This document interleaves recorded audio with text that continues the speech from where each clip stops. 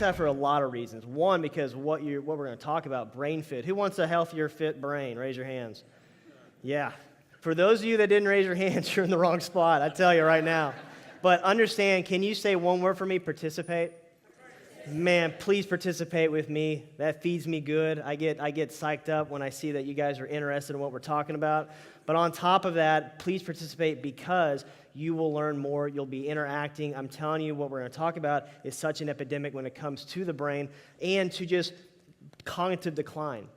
You know, I was telling, my team just before, in the weeks leading up to this event, that just so many people are going through this stuff. And it's earlier. It's not 70s or 80s like we used to think 10, 15, 20 years ago. The average age of somebody going to a nursing home or assisted living is 50s and 60s. Did you know that? Did you know that they pop up more like McDonald's? They're all over the place. Why? Because it's big business, but so many people they can't take care of themselves. That's a huge, scary thing. So what do we want to get out of today? Number one, we want to give you a game plan. If you are a patient, if you're a guest, is this your first time to hear me? Can you raise your hand? I'm not going to call on you, but raise your hand. Can you guys give them a big round of applause being guests? Man, that's so cool. Welcome to our family. It's a good one. I mean, these are mostly my patients here, but talk to them, love on them. They're going to love on you because they're great people. I know it's kind of weird, right? Doctors coming up here talking. We got all these patients of mine that are excited and happy. Is that weird? But it's really a good weird. It's a cool thing. But it's because they've seen changes with their health, and we're going to see changes with you. And for the first time ever, like we actually, we were texting you guys the last couple of weeks. Yeah, I see a lot of nodding. That was me, by the way.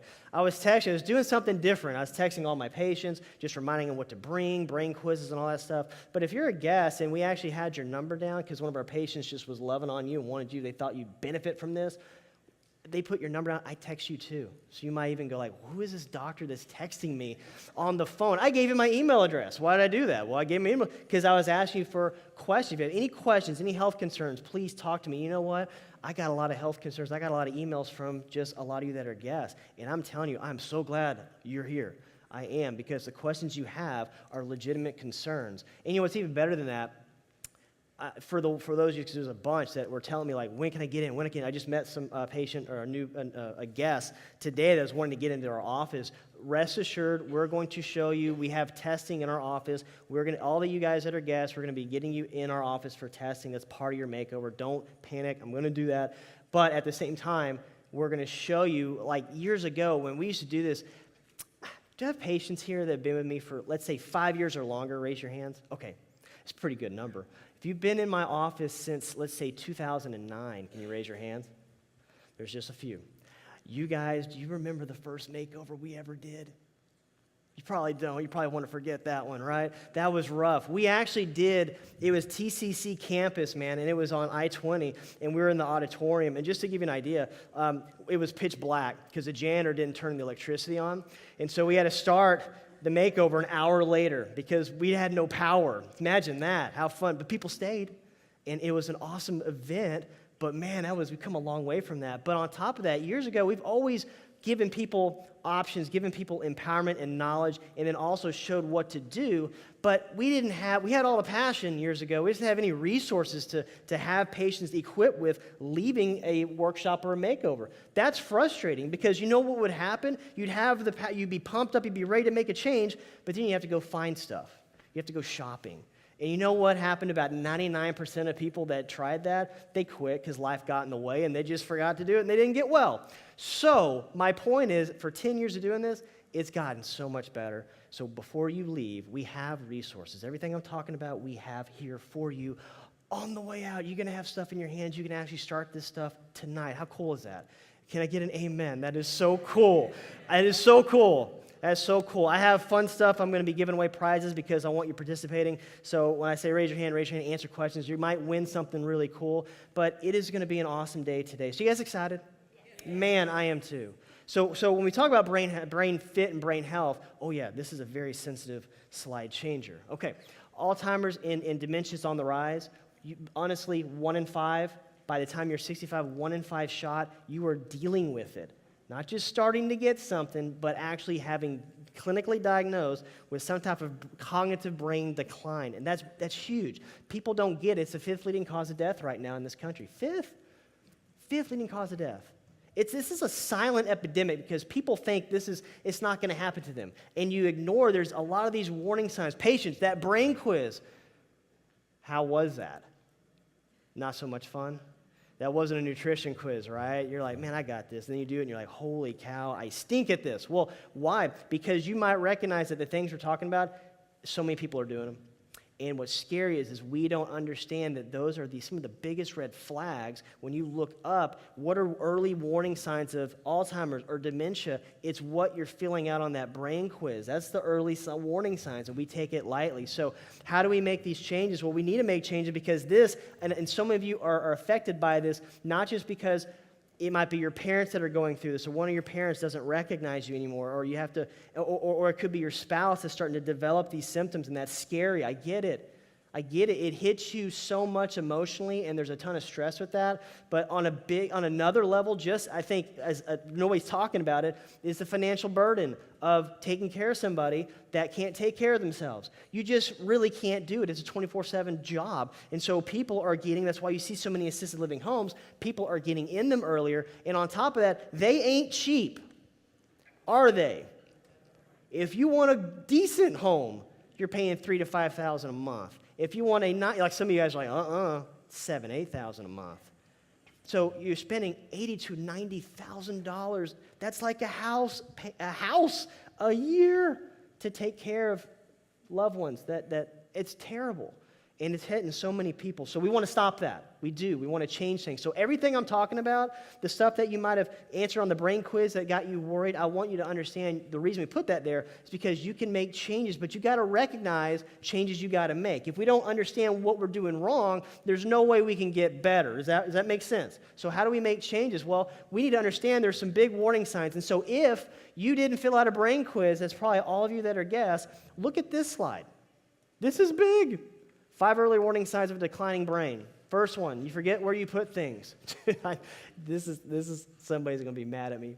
Names, faces, important due dates, and appointments. You have difficulty remembering conversations. That's a tough one, right? That happens to so many people. You forget what you wanted to say. Does anybody do that? You forget what you're saying mid-sentence? Oh, man.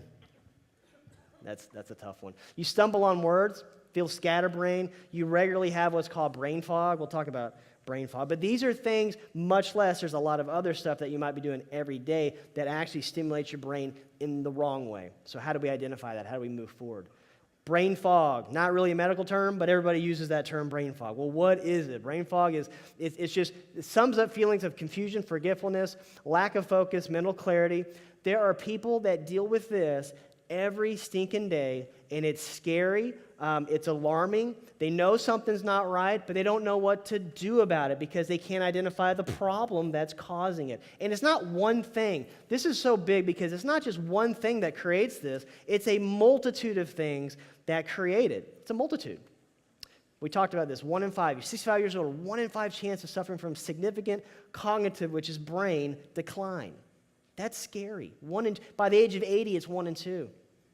I tell you, these stats are not going down. They're getting worse because you're seeing with kids, what we're talking about is it gets so bad with kids because the kids, if you look at that brain quiz, how many of kids are doing those things? That is scary because it's most of them these days. We're so tech savvy. We're doing things the opposite of how we're designed to live and move. And that's why this is so big because every month we want to center all of our patients to getting back to basics. You ever heard that? We got to get back to basics. We got to get back to basics. Why? Because when we let life get in the way, right, and we're not focused on things that actually align us with health and how God designed our bodies to heal and work, we stray from health. We get lost in stress and craziness and schedules. We get lost in all the basic things that get us healthy, and you do that enough times, like your body will try to adapt, but you know your body's amazing at that, but there's limits. And there's limits, and it stops adapting, and that's when these major issues show up, and you're like, where did that come from? It's been building for years. Understand that. So how do we break that? Well, we start changing brain function through what's called the 5 essentials. Your patients, you know what I'm talking about. If you're a guest, this is new to you. Let me explain this. These aren't the 5 good ideas. These aren't the 5, well, that sounds pretty good. I'll think about that one. No, you got to start getting good at all of these. You do. Nobody's perfect. Let me be the first person to say, I am not perfect at all of these. Can I tell you that? Can I tell you that there's times I struggle with 1 or 2 or even 3 of these? There are times, yes. I can tell you of this whole time makeover, this is probably the most big one to me. I've told a lot of you patients this. Like, I'm glad to talk about this because I'm speaking to myself in a lot of these slides. Because this is a big one. Stress is huge on me. You guys know that. I'm sure you probably imagine. I know I might put on a good face when I'm adjusting you guys. I'm focused. But let me tell you something.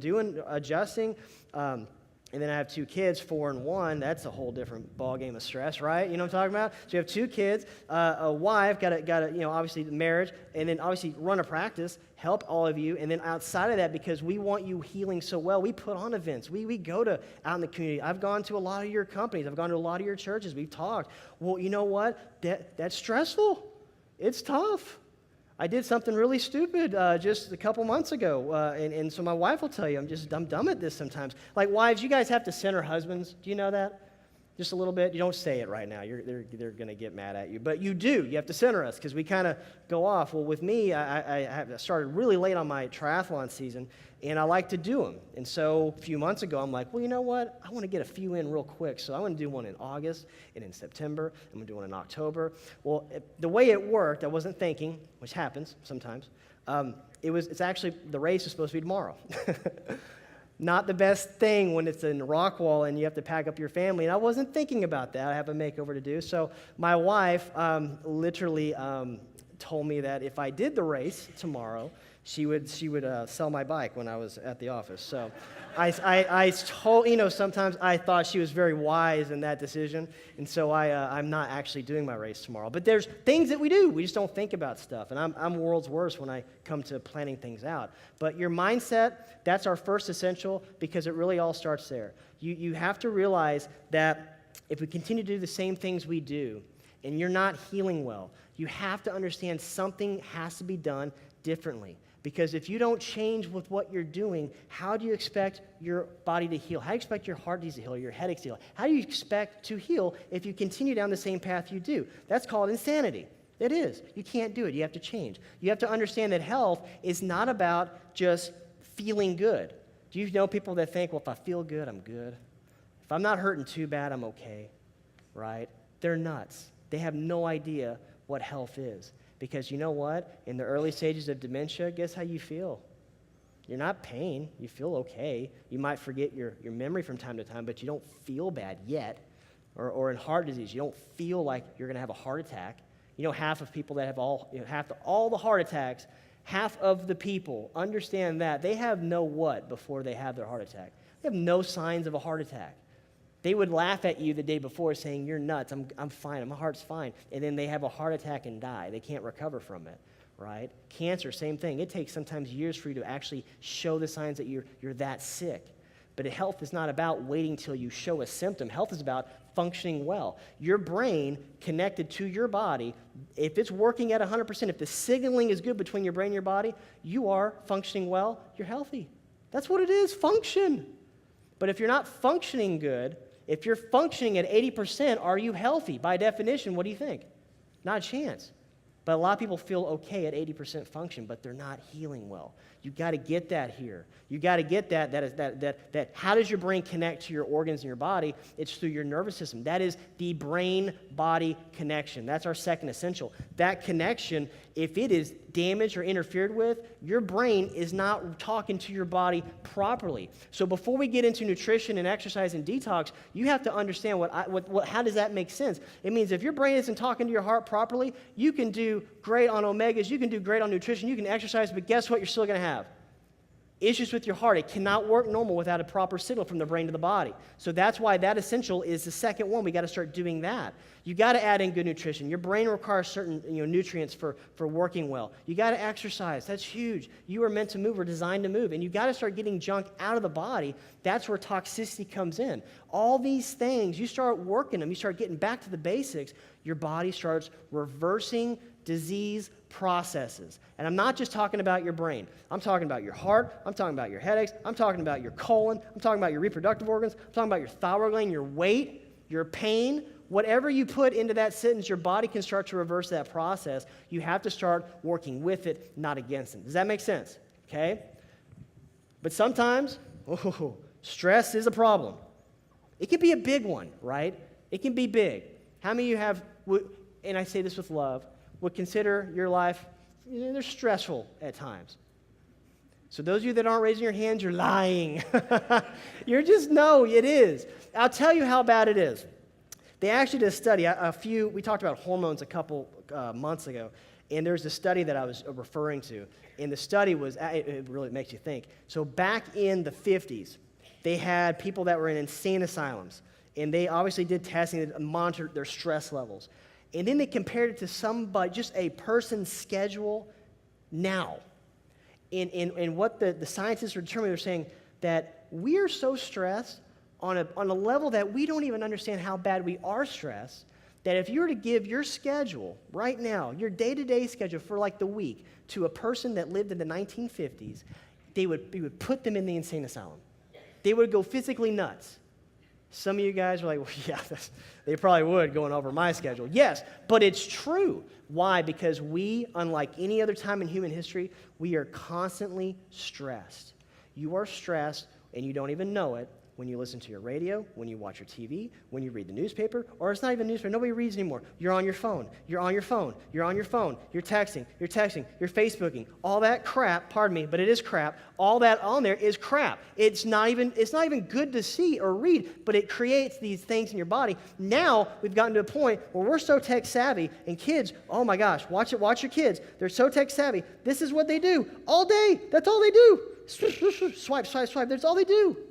The average attention span of a person right now is less than 8 seconds. It's worse than a goldfish. It is. Look it up. It's worse than goldfish. People aren't focusing. The wrong parts of the brain are stimulated. You're constantly stressed. So prolonged stress. And the way you're designed, you are designed to handle stress, just by design. Let me give you an example. So we're in this church. If a lion, for some reason, I don't know, I've been watching too many movies, but a lion comes into the church and roars, what are you guys going to do? You're not going to stay in your seats. You're going to probably run right through that exit. Some of you will probably knock the door down. You're running so hard, and it doesn't even faze you. It's like you got superhuman strength, just knocking that exit out and running away. Because that is what your body's designed to do when you come into contact with a fight or flight response. You're either going to fight the lion, which nobody's going to do that. You're going to run away from it. You're going to try to save your life. And when that happens, certain things change chemically in your body. Your blood pressure is not going to stay at 120/80. It's going to go up, right? Well, duh, Dr. Wall, but you got to hear it. It goes up.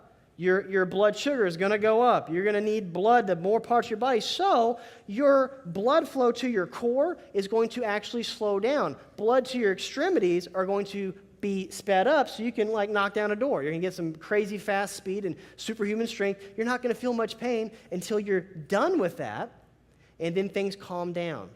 And when things calm down, that is good. Your stress levels should calm down. Cortisol should come down. The problem is you all there's another lion that you're facing when you go home, or where you're watching the news, or you're listening to gosh almighty, you're listening to the presidential elections. You kidding me? You're listening to that stuff. Like we couldn't get two better candidates. You're listening to that stuff. You're listening to Facebook. You're listening to all people's political agenda. Heck, I can't even watch football without seeing a political agenda.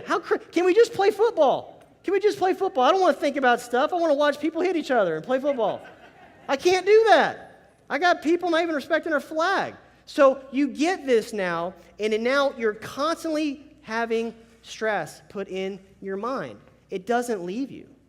And so when this happens, or you have financial stress, holy cow, you have that. Or you're dealing with stress from maybe a stressful marriage, a stressful job. You got a boss that's just on you and you just don't like him, but you have to fake like you like him, because you work for him, right? You got to do that. But you have this stuff, it never ends. Cortisol does not go down. This affects your brain in a very bad way, because when it doesn't go down, it changes hormones. Prolonged stress, anxiety, depression, poor decision-making, insomnia, and memory loss. Stress literally can cause your brain to shrink, and that's about as fun as that sounds. It can cause your brain to shrink. It does that. It does that, right? Proper sleep. Think about this. Proper sleep, proper diet, proper exercise, proper prayer, meditation time, nervous system alignment, reduce stress. Do you know how often it reduces stress? Always reduces stress. These are the essentials in a nutshell. In a nutshell, that's what we're going to talk about, right? Damages your brain-body connection. You don't want to mess that up. Did you know that stress actually kills brain cells? There's a part of your brain understand this, your brain, by the time adulthood, it stops growing, right? But there's a part of your brain called the hippocampus, and in that area, it continually makes new brain cells called neurons, new brain cells, right? New brain cells. And prolonged stress will shut off production of new brain cells. Do you think that's good or bad? Oh no, I need participation. Is that good or bad? That's bad. Yes, that's bad. We don't want that. It can overload your brain with hormones that are intended just for short term. That is cortisol. We're talking about cortisol, which in turn can damage and kill the cells. And I think, anybody know Zig Ziglar? Heard of Zig Ziglar? Okay, oh, you're great, awesome. There's a lot of truth to that guy. Really what you focus on, this is from him, and I thought this was actually a pretty cool stat. I don't think it's scientific to the point, but it makes a lot of sense. So from Zig Ziglar, he says that 40% of what people focus on or they're stressed about, they're always stressed about, it's never even going to happen to them. 40%. 30% is stuff that's happened in the past, and you're not going to change it. It's already happened, but you still keep going back to it and thinking and stressing over it, right? Then you got 12% of people that are focused on like a health. They're worried about their health, worried about their health, which is good to be concerned. But you don't want to stress over it. But if you're in a disease, I understand that. I've been there. You freak out because you know you're not healing right? It's scary. I get it. And then 10% is just petty stuff. And then there's 8% that's an actual legit emergency. You need to be worried about that. So in retrospect, about 92% of stuff we worry about is just pointless. Makes no difference. We shouldn't be worrying about it. But you know what? That's easier said than done, isn't it? I think so. I have an issue with that. I do. I worry about stuff. Y'all don't understand. I love taking care of you guys. I do.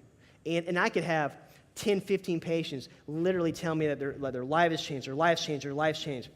I have one patient that'll tell me that's just something's wrong. They're not healing as fast as they want or something. And you know what? For a long time, I'd lose sleep over that one person. I would, because I care about you guys. I hate when that happens. But at the same time, I've gotten better, but I still struggle with that stuff. I do. I hate it. I want everybody to heal well.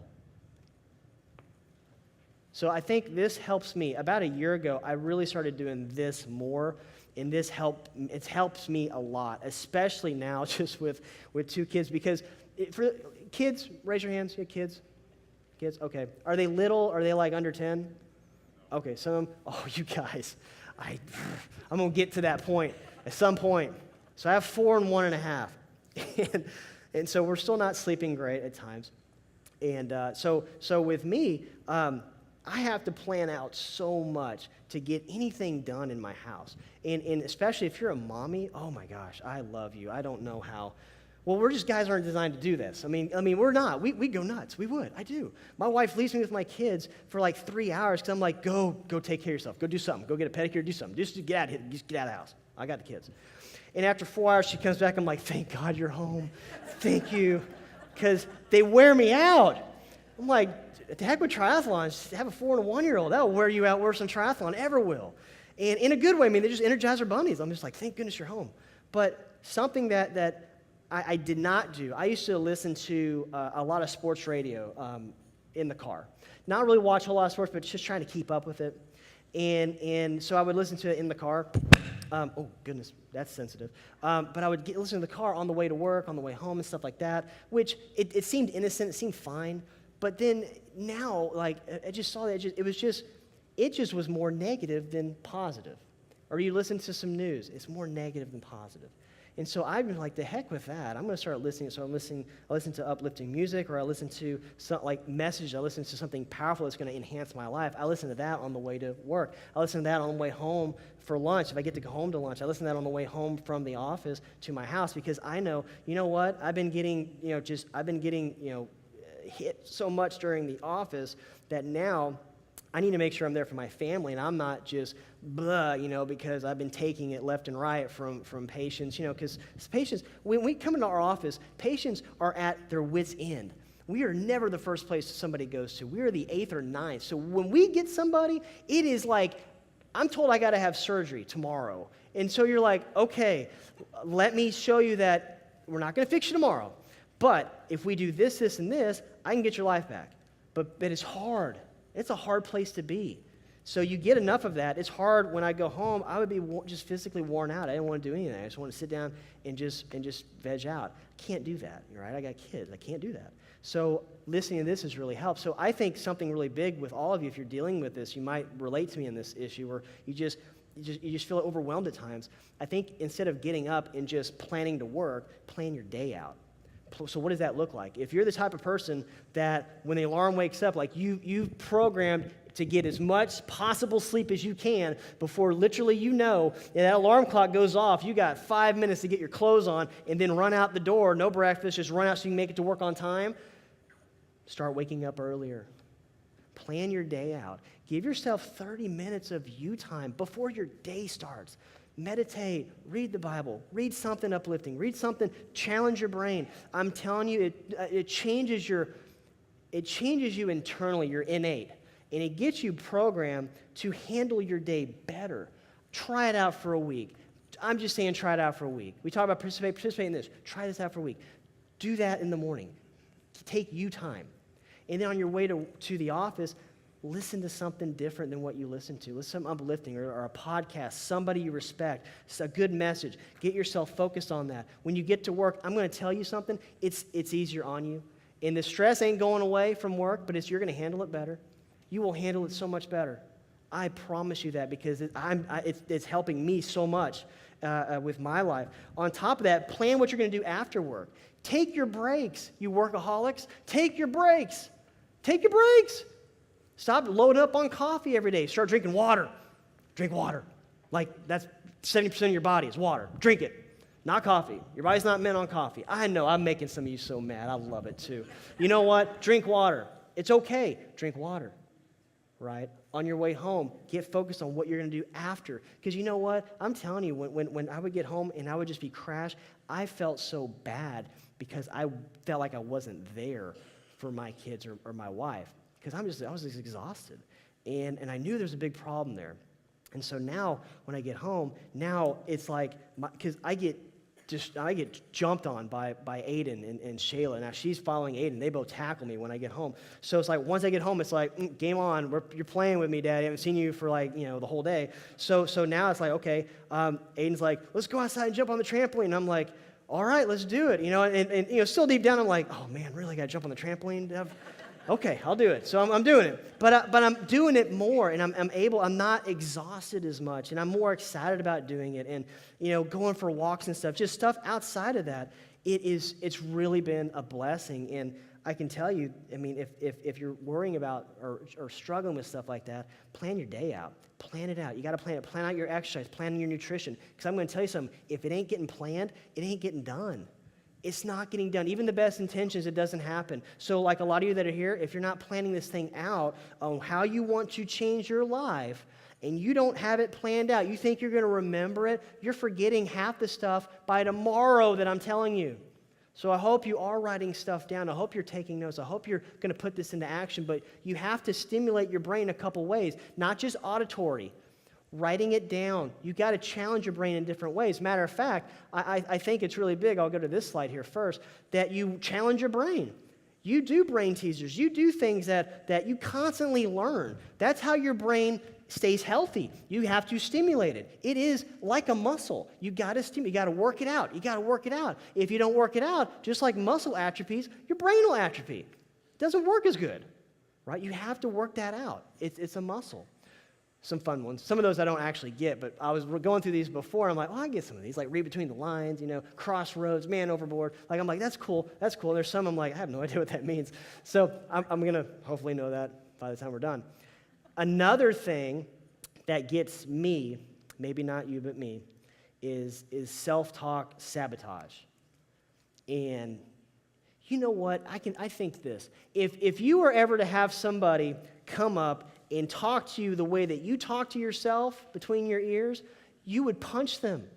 You'd beat them up. They wouldn't be your friend. I'll tell you that. You would never go near them. But a lot of what we do on the inside is self-talk sabotage. Playing sports growing up, I would say I was probably one of the worst at self-talk sabotage. Like on the outside, I would look confident and I was ready to do, because I played, if you didn't know, I punted in college. My junior year, I had the second highest punting average in the country.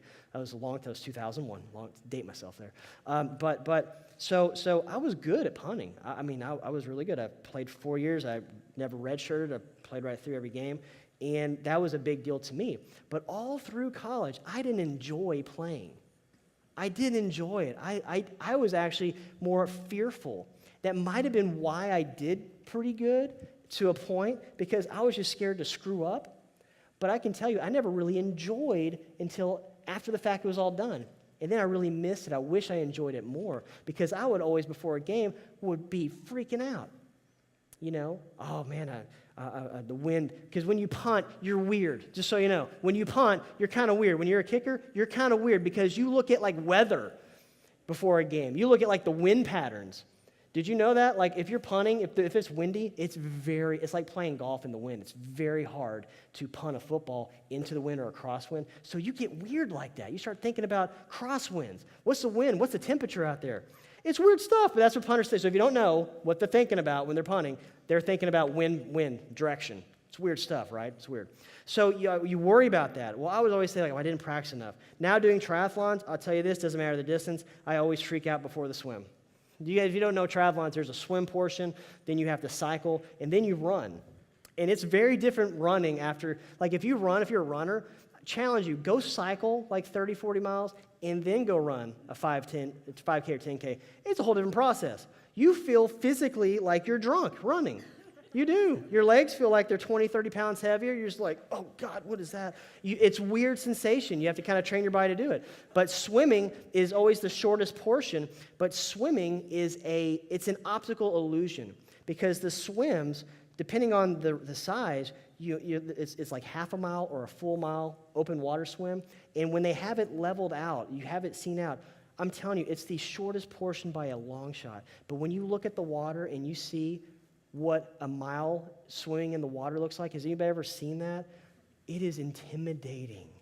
It looks so massive. Oh my gosh, I got to swim this. So I can tell you, I've done 4 half irons in these last 4 years. It doesn't matter the distance of the race. I see it, and I always I'm like, man, I didn't train hard enough for this. Gosh, I don't want to swim. I get heady like that. People get like this with everything. So your fitness, you self-talk sabotage. Oh, I just don't have the time to do fitness. Or my hormones don't work like everybody else's. I can't lose the weight. Or if you're dealing with heart disease, you might be telling yourself self-talk I got to be on these drugs forever. I can't get off this stuff. You self-talk. You self-sabotage your life. And when you live in that boundary, you never get what, can I say this? You never get what God designed for you. You never get the fullness out of your life, because you're supposed to be in good health. You're supposed to be functioning well. You're not supposed to be on drugs. You're not designed that way. But we limit ourselves so much, and I am bad at that too. You have to change the way that you talk. Now, Caroline Leaf, a lot of you maybe know about her. She's an amazing, I think she's a neurobrain linguist. I can't think of it. It's a very fancy title, and it should be. This chick is so smart. She's so smart that when she's dumbing it down for you, you still feel stupid. You still don't know. It goes over your head. I've heard her talk 2 times. She came out and talked to a bunch of us doctors a couple years ago, and she's dumbing it down for us. And I'm just like, I still don't know what you're talking about. It's crazy. She's that smart. She's done studies, and we're talking brain imaging studies, and she tells people to focus on one of the worst stresses in their life they've ever had, and to think about it for 5 minutes. And then they do, I don't know if it's the type of test they do, but they do an imaging on it, and they see that the people that focus on stress, and then they had them focus on the best moment they've ever had in their life.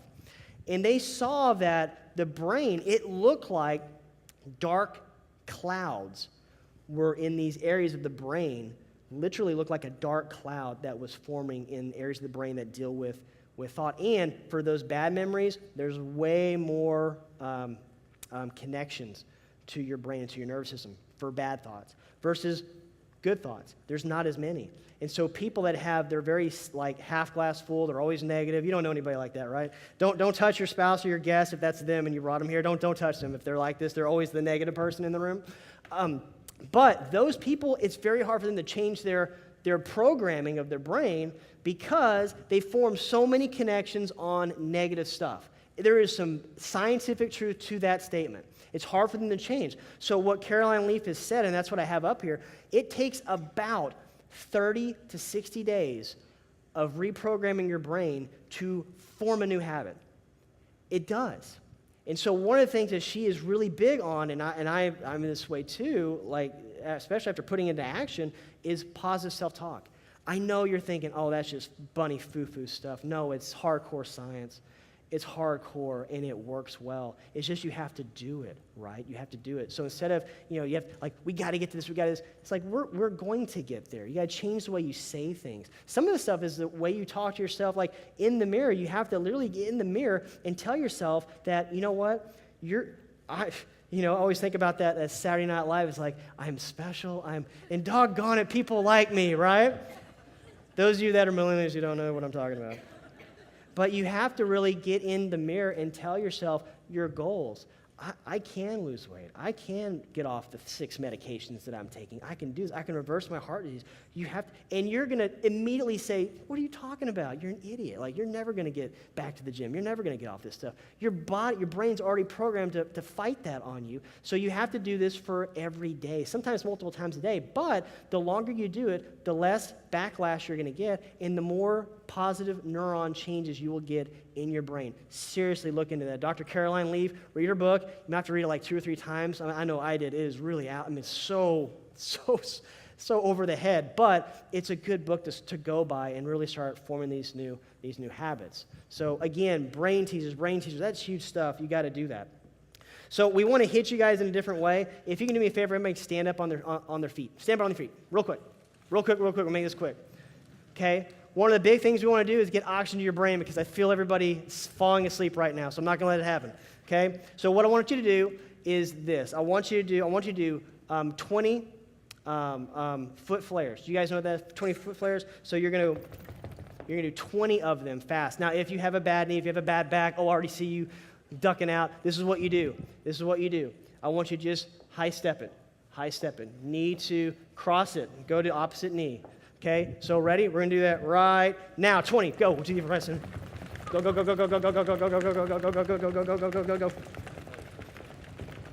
Okay, now second thing, if you have a, we're going to do 5 jumps. If you have a bad knee, just bend and extend. Okay, ready? Go. 1, 2, 3, 4, 5. All right, sit down. Good job. Now your brain's awake again. Isn't that cool how that works? And some of you are like, oh my gosh, what's he making me do? We're going to talk in just a second. I think this one's really big too, because when it comes to brain-body connection, say connection. It's really all about that. If your brain, would you agree, if your brain is connected to your body properly, you're going to be functioning at 100%? Yes or no? What do you think? But if there's a problem with the way your brain is talking to, say, your heart or your back or your colon or your reproductive organs, is that going to create a problem? Yes. And if that doesn't get fixed, it's not going to get better, it's going to get worse. Okay? That's the second essential. I really like this because people don't understand or they don't think, but when you really see it out here, check this out. You have the brain up there. This is a different type of MRI that shows actually color images. So you got the brain. And then right under the brain on the back side, that's the cerebellum. Deals with your balance, your equilibrium. And then right that blue-looking cord in the middle, right off the brain is your brain stem. And then that cord is your spinal cord. It goes all the way down your spine. And it goes all the way down. And then you have nerves that come off your spinal cord. And they run every organ, every cell, every tissue in your body. It's not a belief system, it's fact. That's how your body works. That system runs everything. In a healthy structure, say vital. It's vital to a stress-reduced or stress-free life. That's got to be working well. Your brain, it is a hungry organ. It requires twice the amount of energy for its cells versus any other cells, so brain cells and neuron, for any other cells in your body. Your brain is only 3 pounds, but it requires 20% of your total oxygen intake, 20% of your total blood flow. Brain needs it. Brain needs it. You have about 100 billion neuron cells, but when you're early, like when you're in your mommy's tummy, right, and you are growing, your brain cells, they multiply at about 250,000 a minute. Think about that. That is just crazy. They'll show, like, I can't think of the imaging, but they show it looks like just like electricity, just explosions happening, because that's what's going on. It's bioelectric. That's how this thing works. It's electric. It shoots electricity down your spinal cord. If you don't think it's electricity, then go into a room that has a lot of carpet and just shuffle, and then go touch somebody. You're electric. You're a conductor of electricity. That's why you don't go outside when it's lightning, right, and jump around, like, because you'll get struck, maybe. So don't do that. Don't do that. Does anybody, I have a prize for somebody that answers me this. 90% of the nutrition to your brain, somebody raise their hand. How does your brain get 90% of this nutrition? Yes. That's a good answer, but that's not the correct answer. Yes. Come up here. Yes, ma'am. Good job. Good job. Way to go. Yes, ma'am. Good job. If you didn't hear her, spinal movement. 90% of your nutrition to your brain is moving the spine correctly. So if it's not moving correctly, by law, your brain is starving. Think about that. Huge stuff. Neuroplasticity, we talked about it's like a muscle. Your brain is like think of it as like a muscle. It's got to be constantly stimulated. So when people, you know the difference, like when a lot of people, they work, then they retire, then they stop working, they sit and start watching TV, and you start seeing decline happen pretty fast in these people, right? We see that. Well, what happens? Well, they're not doing these, they're not stimulating their brain anymore. They're not learning new stuff. So my one thing for you guys, if you're starting to see change of this, always start learning new stuff. Try to learn new stuff. Even if it seems challenging, you got to always fire it. I think this last statement is really big. In order to learn or memorize a factor skill, there must be persistent functional changes in the brain. That means you can't just try something once. You have to keep at it, right? You have to keep stimulating your brain for a pattern to change. Just like with the disease process, if there's something going on in a disease process, you have to constantly change the way you're doing something to change your programming, to change your body. You have to do that. That's just the definition of getting healthy. It is, right? How do we mess up the brain-body connection? Oh, there's so many ways. I know. You think trauma. Oh, I got hit in the head one time. I've had 4 concussions in sports. There's truth to that. There's truth to that. That can mess up your brain-body connection in a heartbeat. Traumas, yes. But I'm going to tell you, one of the worst things you can do to your spine, you guys see it, and you wonder why I see more kids now than I ever did in 10 years. It's because that's what kids do these days. If you have, and it's worse if you have I was reading there's studies out there that actually says that the average adult touches your cell phone 170 times in one day. Average. Some of you guys are like, do you have a teenage girl or a teenage boy? It's about 10 times that number, right? Why? Because they're always doing that. So it's not just me talking. This is actually a surgery center talking, because now there's a new class of disease of your posture. It's called text neck. I know because they put it on the radio now. You've heard it, yes. Text neck is a stinking disease. It's an epidemic. It's got its own ICD-9 or ICD-10 code. Forward head posture, same meaning. So this surgery center is showing you just what this physically does. So because how many of you hold your cell phone like this and protect your neck? None of you do. I know it. It's okay. None of you do. I don't. Nobody does this, right? Everybody's doing this in various degrees of this. But you look, the more forward your head goes, we're talking maybe 15 degrees. Normal, if you're neutral, your head is about 10 to 12 pounds of pressure on your neck. That's normal. And your body totally handles that. You have so many muscles in your neck that can hold that. That's perfect, right? Problem is, if you start going forward just 15 degrees, It doubles the pressure, 27 pounds of pressure. You go to 30 degrees, it's 40. 45 degrees, almost 50. And then 60 degrees, because that is where I see most people, like in their phones, that way, 60 pounds of pressure on the neck. And how long are you doing that? If you're like, well, I don't text on my phone. Well, what do you do for your job? I'm doing this every day. Or what do you do when you get home? Do you have kids? Do you like video games? What are your kids doing? Because I've seen those little video game chairs. Yeah, those are not ergonomic, right? They're doing this, playing video games all the time. And so that is just crushing the cord. So think about that. What that does is this. Your spine has a normal position. This is so big. This is so big. You understand this? Let's talk about this first. Counteracting. Let's counteract it. How do we counteract doing this stuff all the time? First thing, get a standing desk. If you can, get one. Takes pressure off. You can actually move. Take more breaks at work, which means go outside and go for a 5-10 minute walk. Like get oxygen, get some sunlight, get out of the office environment. Park further away. Like some of you are not going to like me on this one. Park further away from the grocery store or wherever you're going. Park further away and walk. Like walk. Get your muscles working, right? Take your stairs. My wife's deathly afraid of elevators. And so I laugh at this one because my wife's like, yes, take the stairs, because it doesn't matter where we're at. The only way she'll take the elevator is if we're like at a hotel and there's like 30 floors. Then she won't. She'll take the elevator. She's so nervous. She hates elevators. Is anybody else like that? Just doesn't like elevators? Don't? Okay.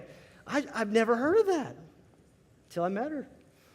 Sitting on a stability ball. So instead of sitting on a chair, you actually have a stability ball. What that does, that forces you into good posture with your lumbar spine. So it takes pressure off your nerves and your discs. Very big. If you just sit on a chair, right, or if you're driving, like I have a lot of truck drivers, if you drive a truck, that pulls out your lower back. It pulls out your spine. Stretching daily and frequently. See, a lot of you, what you don't see, like my team, we huddle before shift every single day. We huddle before each shift of adjusting patients. And what you don't see, right when they're done, I'm in there stretching. I stretch every shift before I adjust you guys, because let me tell you something, it beats me up. A lot of you are shaking your heads, yes. Because there's times like I actually injured a rib adjusting this week, so I've been like laying on people sideways adjusting, because if I do it what I normally do, it hurts. I jack my sternum up a little bit, so it hurts. I stretch all the time because I know if I don't, I can pull a muscle adjusting. So that triathlons, like I've gotten better at stretching. That is a big deal. So if you don't stretch, again, very, very bad stuff. And what we see is subluxation. Say subluxation. What is that? That's when your spine, yes, somebody's saying that. Your misalignment of your spine causing severe damage to the nervous system. So your spine, this is what you have structurally there to protect your brain and to protect your spinal cord and to protect your nerves. Thank goodness you have this, right? If you didn't have bone around your brain to protect it, do you imagine all the trauma that we've, just one of my concussions, I would be totally probably a vegetable if I didn't have a skull, right, to protect it. Well, your spinal bones act just like that. They protect. The difference, though, your skull totally, protects your brain. Spinal bones, they're different. They have holes in them. Does that make sense? They have to. The cord's got to go all the way down. So there's a big hole in the middle of your bones for the cord to go down, right? There's holes in the side for the nerves to come out, which they are that big. They come out and they go to your heart. They go to your lungs. They go to your colon. They go to your stomach. They go to your reproductive organs, right? So does this make sense? You have to be in a certain position for the holes to be big. That makes sense? Say yes or no. Yes. Okay. So when you're in the right spot, your brain is connected to your body, and it's running your muscles, your tissues, your organs well.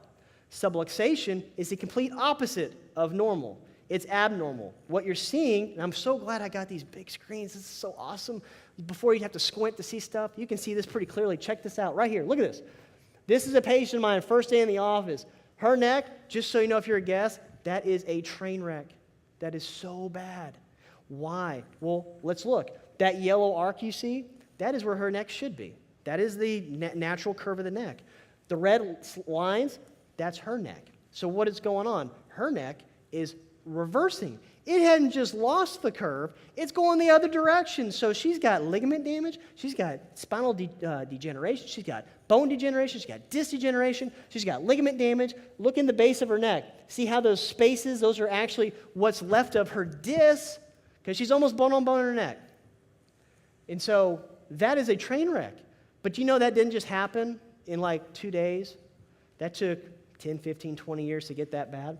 And when you see something like that, I know you think it hurts.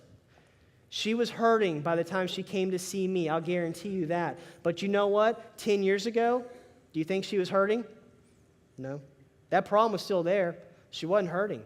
How is that possible? I have another question for somebody. You see this? I know it looks like it hurts. The spine, it doesn't just go bad in the curves. Your spine can go sideways pretty bad too. Nerves get crushed or pinched. And I know that looks like it hurts, but answer me this. Out of all your nerves in your body, what percentage of your nervous system actually feels or deals with pain? Yes. 6%. Miss Crystal, come on up here. You're absolutely right. Did you guys hear her? 6% of your nerves deal with pain? Are you kidding me? That's it.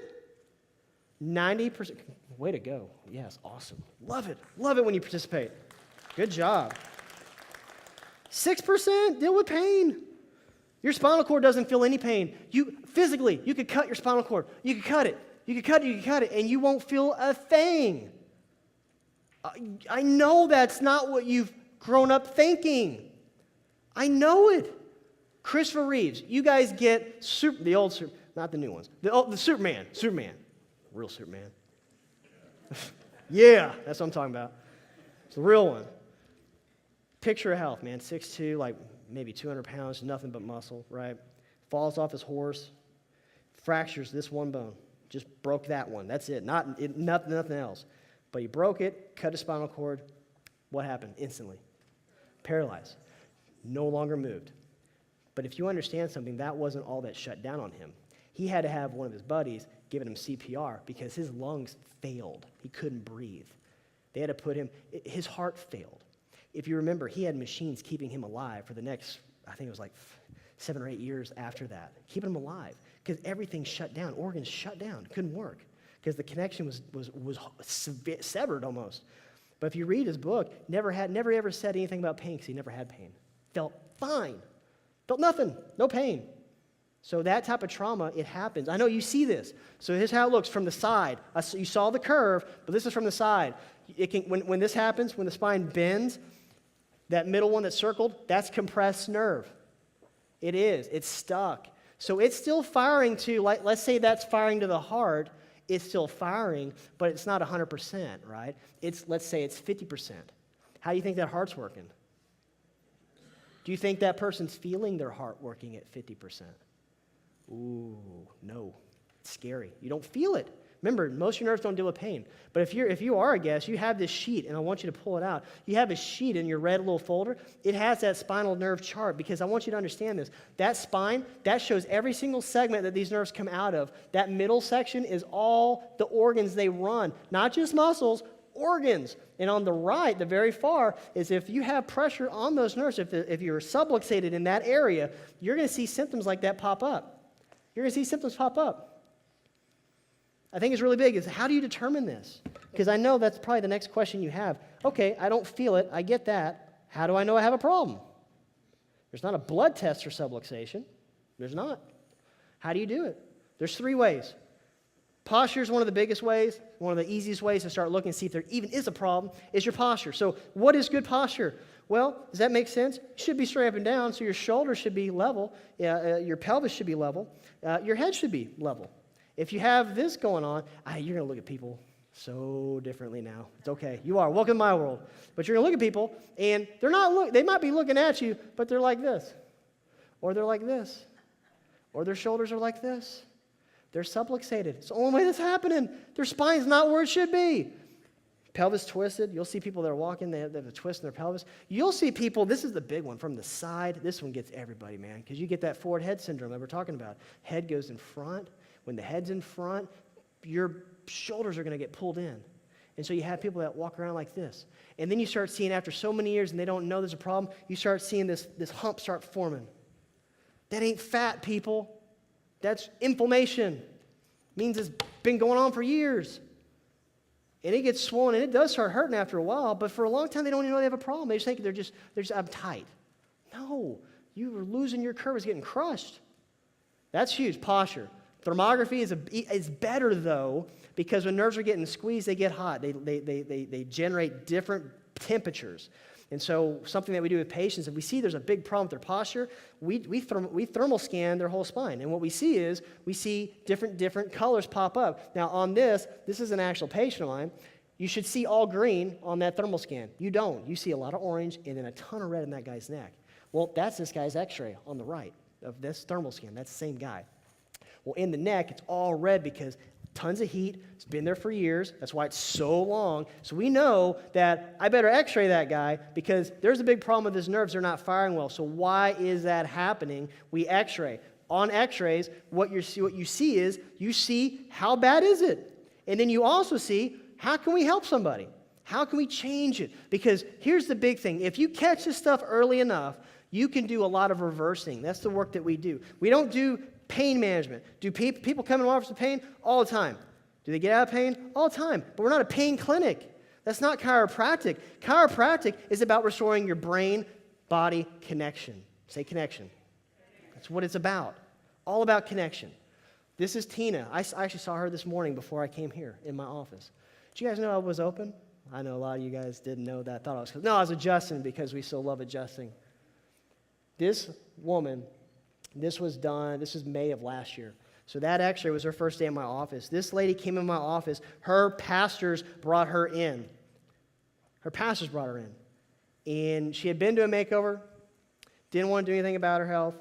She couldn't. She was disabled. She hadn't worked in 3 years. Constant pain. She was going to do surgical consults for her neck. She had multiple disc herniations. You can actually see them. Check this out. Where that little arrow is at the base, that's a disc herniation. It's about to go bone on bone. Above it's another herniation. Above it's another. She had 3 different disc herniations in her neck. You hear about that, and they say, well, all you got to do, you got surgery, that is it. Bulging disc or herniated disc. Do you know what happens before the bulge or the herniation? Your neck gets subluxated. That's the only way the other stuff's going to happen. It's an effect of being misaligned for years. So that was her. Couldn't work. She had fibromyalgia so bad. Touching her skin hurt. Just imagine that. How do you think I help people? We have to touch skin, baby. We do. We got to touch. I have to move you, right? Physically hurt. So the first adjustment I gave her, she cried a lot, and I felt so bad. But I knew that she was going to get better, but initially it stunk. I had Miss Sandy, she was her pastor. She was in there praying, and thank God, I need all the help I can get at that moment, because she was miserable. I adjust her, she's crying, right? I call her that night, because I always like to check on you guys the first time I adjust y'all. I call her, she's crying still. And she's not crying because she hurts, she's crying because she actually doesn't hurt. She's crying because she can move her neck. Her range of motion is way better than it used to be. And she has a little feeling in her fingers. But you know what? Did I correct that in one adjustment? Heck no. That's years that got that bad. So you know what I was telling them? Guess what happens? It started pulling right back out. Okay, we know that. It's going to be tough in the beginning, but we are going to keep changing this. I know we can help. So we kept it up. Kept adjusting her. Have you ever met somebody that's in such a state like that? Do you think they're thinking clearly? No. She would talk to me and completely go off on a whole different thing than she was trying to talk to me in the first place. She couldn't focus. Mentally wasn't there. We keep adjusting. And she yelled for about the first couple of weeks because she was hurting that bad. But I can tell you, even today, this lady, she's back at work. She's been working for a year now. She's actually functioning. She's off almost all of her medications. This lady was loaded up on drugs. They had her on immune suppressant medication for her fibromyalgia pain. Let's just take this drug that shuts your immune system down. That way you'll feel better, but you got cancer coming down the line, right? Is that the answer? It's not the answer. She's working. She's off her drugs. I didn't do that. Her body did that. It's chiropractic. It's what it's always been. You might think chiropractic, back pain or neck pain. I'm telling you, that is not chiropractic. Chiropractic is about getting your body to work normal. It doesn't matter if it's high blood pressure, low blood pressure. We're not correcting blood pressure. We're getting your body to function normally. How do we say that? We don't even think. It's just get the pressure off, let the brain turn the body back on. You guys know how to adjust you. What do I say every time I adjust you? Power's on. It is. The power is turned back on. It is. Some cool new research for y'all. This was done a couple years ago. They were studying people that had high stress, high cortisol levels, measurable change. They did saliva-based cortisol tests, so it showed their cortisol levels were very high, and they were adjusting them, and they had other, like their serotonin was bad, melatonin was bad, and they would adjust their neck, and they would see measurable changes in their stress because the cortisol levels would come down. I know a lot of you experience this. You are stressed. We adjust you on the table, and it's just like, oh, okay, I'm ready for the rest of the day. What happened? Your hormone changed. Your hormones changed. Your cortisol dropped. That's documented. Actually, the study, which wasn't even, the chiropractors were doing the study, but this was, PhDs doing it. The conclusion was, all men, women, children suffering from sleep issues because guess what? When those stress levels are high, it's kind of hard to sleep, don't you think? Well, they were sleeping better as a result, and they're like, oh my gosh, you better get adjusted if you want to sleep, and you need to be adjusted regularly throughout life. Because wouldn't it be great if you just got adjusted and then it just stayed there for the rest of your life? Man, that'd be awesome. I tell you what, my body would be a lot happier because I don't have to adjust you guys like once or twice. It doesn't work that way. Do you know why? Because it's good. Life is a constant blow to your body. It is. How many of you eat good one day and you're great? You, Stan? Yeah. You would say that, Stanley. No, you got to keep doing it. Exercise. If you stop working out, I don't care if you're The Rock. If he goes and sits on his couch for a year, guess what The Rock's going to have? He's going to have a rock here. He's going to have a gut. You can't do it. You got to work out. You got to constantly stimulate it. This one was really cool because we're talking about that forward head posture. Check this out. This study blows me away. They showed people their head. They showed 300 people. They looked at their neck. They all had this. They all had the head out in front of the shoulders. And they looked at how far in front of the shoulders was it. I mean, I'm serious. That's how they measured it. Millimeters in front. And they studied it, and they saw that for every millimeter that the person's head went out in front, every aspect of health that was measured kept getting worse. Breathing, heart rate function, heart rate variability, right? Their sleeping patterns, their oxygen intake, their bowel function, everything measured. The further out it got, the worse it was measured. There's this state of disease process that the new science is showing this. This is crazy stuff. There's a part where you go from functioning well, 100%, to your disease, which is about 60% function. When you get that first warning sign, do you know your body's already at that area? It's about 60% function. So like the first headache you get, the first sign that you hurt your back, or the first sign that you can't have a bowel movement, you got to take something to go to the bathroom, 60% is where you're at. Just FYI, the first symptom. Been dealing with this for years, you're below that. Now, there's that in between, 100% in showing symptoms, that magic space, right? That magic space, that's called asymptomatic decline, meaning you don't have symptoms, but you're declining. That's a scary place to be. That's where so many people are at, and they don't even know it. They don't. And this is what I'm talking about. Say functional reserve. Okay, why are you saying that? This is going to make sense. You know how you're driving your car, and it's got a gas tank, hopefully, unless you guys are really cool and have electric cars, forking out all that money. You think it'd be cheaper, right, than gas cars? You want to actually drive, no, that's a whole other topic. Okay, so anyways, you're driving a gas car. But when you get to low tank on gas, you have a reserve tank. So you can just make it maybe barely to the gas station before you literally run out of gas. Your body is similar in that part. It's got a functional reserve of energy. Remember, we're energy. And the new science is showing that you might think you're okay, but you're using way too much energy to do normal daily tasks. This was a study proving that. So what they did, you're looking at a functional MRI. This is a little different than a normal MRI. On the left and right is the same person, the same patient. This was a patient that they evaluated, And they saw that they had subluxations in the neck. So the neck was not, it was out of alignment, clearly found that on x-rays. And they put her into the MRI tube. And before they shot the image, they told her, lift your left ankle up. Just lift it up. She's on her back. She's like, lift it up. So she did, they zapped it. That on the left, you see how that looks like a city at night? That's the brain lighting up in all those different regions for her to lift her ankle. It took that much recruitment of her brain to move her ankle. You don't want that much work to be put into, breathing or moving your feet. You don't want that. You're draining your functional reserve, for instance. On the right, they took her out, they adjusted her neck, they put her right back in that thing, told her to lift her left leg up or lift her left ankle up, zapped it again, and you look at the second image, how much light is up there? You know what that is? That's called efficiency. That's called she could do the same job with less recruitment of her brain. How many of you want more efficient brain function? Get adjusted.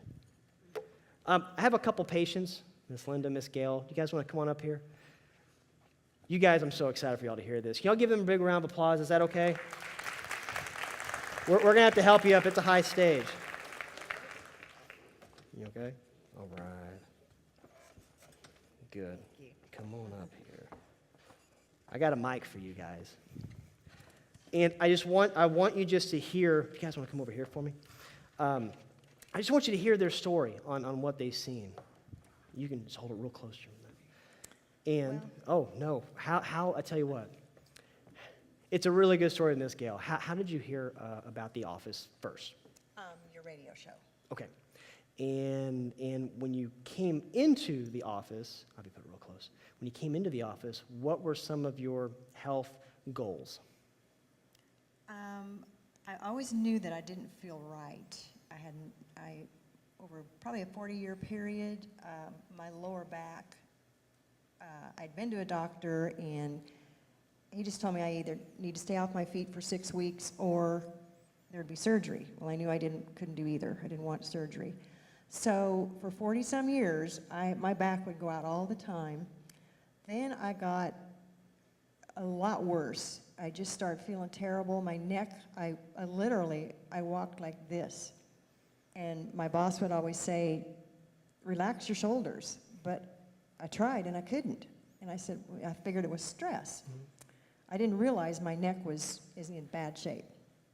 So after hearing about Dr. Wall on the radio, right away I knew and believed in what he was saying. It just had to be the answer, because I'd been to doctors and they would just want to give you a drug, or I didn't even get an x-ray that time. So my daughter, who's sitting down there, Laura, I brought her in first. Oh, yeah. And she was in a lot of pain. This girl loves to exercise, and she'd ride her bike and walk. She could no longer do that. Her hips were hurting, her back. And so I thought, she needs to see Dr. Wall. I believe in what he's doing. So I brought her in. Well, then that's when I got my x-ray.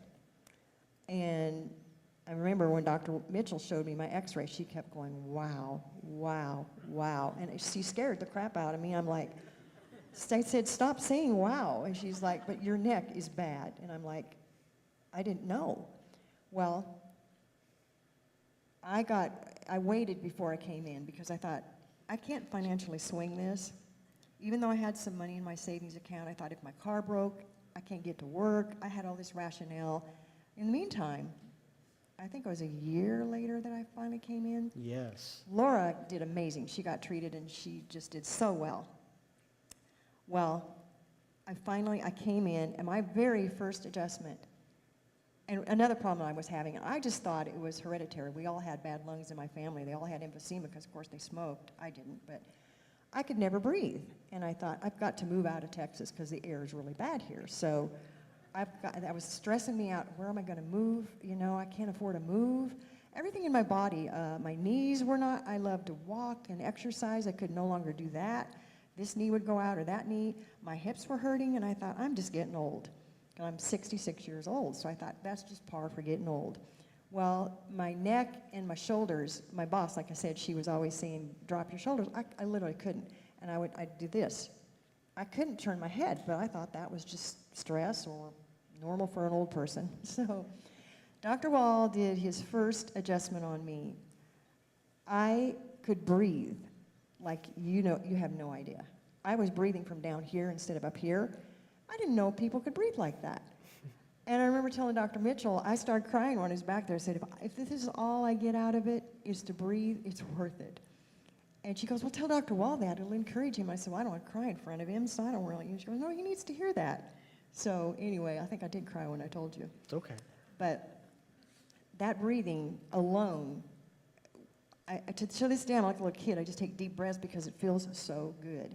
That was just a small thing. That wasn't even, anyway. My neck, I can turn my neck. I mean, I can do things that I couldn't do. I quit exercising because I just couldn't do it anymore, and that was the thing I loved to do. So my quality of life was just going down. I felt so bad. I'd come home from work. I had no energy whatsoever. I would lay on the couch, fatigued like I've never had fatigue before. But not relating that to my spine, I just thought, I'm old. So when Dr. Wall started adjusting me, I immediately, not only the breathing, my lower back issue, that first adjustment, I kid you not, and I never told you this, that very first adjustment, I for 40 years just was on autopilot waiting for it to, if you have a bad back, you know what I'm saying, they call it, oh, I tweaked my back. You might just sit down wrong and your legs are in such pain you can't walk. Well, I haven't had that since. Amen to that. I haven't had it. I don't have to be careful how I sit. I mean, you always do, but I was always stressed out. I didn't realize the stress I was creating on my body just trying to function. That in itself is a huge stress, and I didn't even know that kind of stress was a stress, but it was, till you adjusted me. And that stress, the breathing, my knees are no longer a problem, my lower back, I'm like, I can actually move without worrying about hurting something. So regarding the financial part of it and putting it off, if I had it to do over, I would have come in. If I would have known you were around 30 or whatever, I would have come in. Well, there's a lot of people that are kind of they can relate to you. They're in a similar boat. Mm-hmm. What would you tell them about checking their spine? Do it. If you have to take out a small loan, it doesn't cost anything really compared to what you would spend at a doctor or at my age, a nursing home. What's down the road for, it's worth it because all those things that you're experiencing, you feel, I can't even tell you, I feel like a new person. I don't even feel like the same person I was before I started treatment. And I literally was at the point where, what's life all about? I can't do the things I used to do. I felt, another thing I was having was numbness in my head.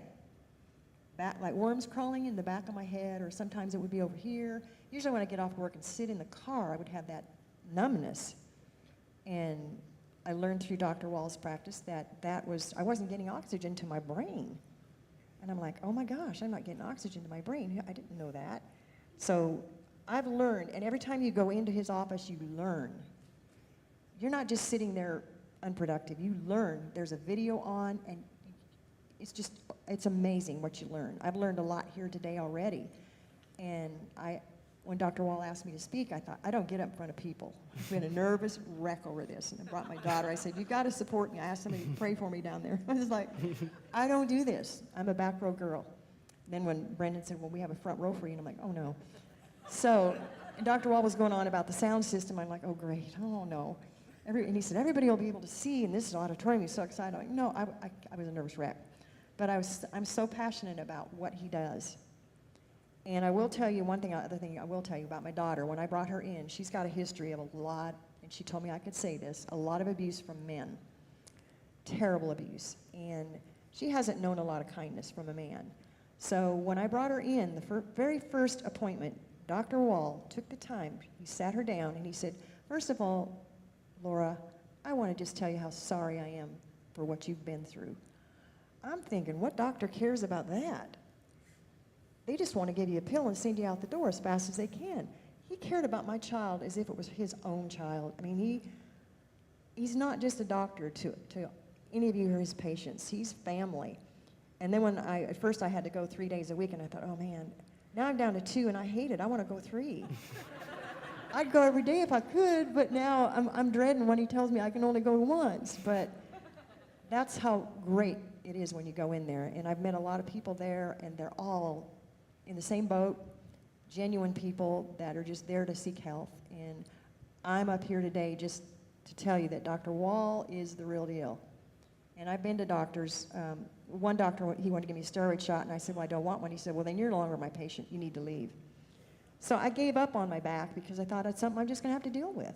And I did. I went to work every day, but some days I had to, just to get in the car, I'd have to lift my leg and put it in, lift the other leg and put it in, and it was horrible. So long story short, if you're hesitant, don't be, because it is so worth it. It's the best money you can spend because your health is everything. And I thought after I started treatment, I couldn't even get to work if I didn't have my health. So what was I thinking about spending the money when I can't get to work if I don't feel good? So I don't know. Quality of life for me is like amazing now, and I'm so, so grateful. And I tell everyone about Dr. Wall. I'm giving out his cards everywhere. They probably get sick of me. We're at Central Market all the time going, here, and handing out his cards, you know, and he's just right over there, you know. And so, but I really believe in what you're doing. And I'm grateful to have found a doctor like you. So Thank you, Ms. Gill. that's my testimony. Thank you so much. You're welcome. That's awesome. Awesome. Hi, Miss Linda. And a little different way than our radio show that you heard about us, you like to share Yes. with. Well, let me give you a little background information. I had back surgery 10 years ago, and then about a year ago, I started having some major problems again, and I was so afraid I was going to have to do surgery again, and I did not want to do that. But I just kept messing around, you know, waiting around, you know, seeing how things were working, and then I went to Florida on vacation, and my brother-in-law had seen Maximized Living, Dr. Rice in Venice, Florida. And he said, Linda, I think you really need to go talk to him because I think he can help you. I was like, I'm only here for 2 weeks. You know, what can he do? He said, why not go and just take a chance? So I did. Mm-hmm. Dr. Rice was the first person that said, I can help you and I can get you out of pain. And that was amazing. It's okay. I get teary-eyed. Nope, it's okay. I'm just so grateful to not have pain today. And Dr. Wall, and so going back to Venice, he said, I will find you a doctor in your area, and I'll get you all set up with that. So I called when I got back home, and I had seen Dr. Rice every day, almost every day that I was in Florida for those 2 weeks. He just took me in, he loved me, he did all kinds of treatments on me, and he said, I have the guy in Fort Worth for you. He's younger than me. He's more degrees than I have. He's probably better looking than me. But he said he's a really good guy and he's going to be able to continue your health. And so I made an appointment, went in to see him. My back was really bad. It was a 13 out of, it's supposed to be 45. It was 13 when I got here. And so I was having major back problems. Didn't know my neck was bad. Who knew, you know? But he checked my neck, and my neck was bad too. So, but I've been going to him since the end of May, and I'm off of all of the Advil. I was living on Advil because if you're in pain, you do anything to get out of pain. So Advil was my thing I went to, you know, and it helped me get out of pain for, you know, a little bit, and every 3 or 4 hours I was having to take it again. How was that mentally, going through all that? It was horrible because when I had back surgery 10 years ago, I didn't have grandbabies. I got grandbabies now. I was like, I can't do surgery, you know. So, and I went to, in April when I went to my regular family doctor, he said, we'll send you for an x-ray for your hip because that's where my pain was, my hip and my lower ankle. And my hip was fine. I was like, okay, why does it hurt there? But we saw something different on the x-rays. Yes. And then just, you know, coming back and getting the x-rays here and being able to do the thermal scan and the x-ray that showed exactly where my spine was at was amazing, you know, that they didn't catch that. And he sent me also to a physical therapist who was wonderful, and he tried his best to help me, but he could never get me to stay out of pain. It would be a day, but then I'd be back in pain again. And he tried everything, and he was great. I went to a massage therapist. They tried to help me, but I kept getting back in pain. When I came to Dr. Wall, I was still in pain for the first month. And I'd come into the office and I'd tell him, I'm still hurting. He's like, Linda, this is a process. You've had this for 20 years. You're not going to get better overnight. We're going to work and work and work. And I can tell you, I am pain-free. Walking. I'm a walker. And I was always walking about 4 miles in my neighborhood. And then I couldn't do that. I couldn't even walk down to the end of my driveway without being in pain and have to turn around and go back home. And now, last night, I walked 2.5 miles. So, yes. What would you tell? What would you tell? There's a lot of people here that, again, they're like, I don't know. That's great for you, Right, but yes. I'm dealing with, it's my neck, or it's my headaches, or it's my blood pressure. What would you tell them about checking their spine? Come get the appointment, do the x-ray, do the thermal scan. Let him tell you what he can do for you. He'll tell you if he can't help you, but he will tell you the honest truth about this is what it's going to take. And it's been a process. I'm in his office 3 days a week there for the first 6 weeks, 2 days a week for 8 weeks, and now I'm once a week. And I'm like the other lady. I'm like, I need to come more often.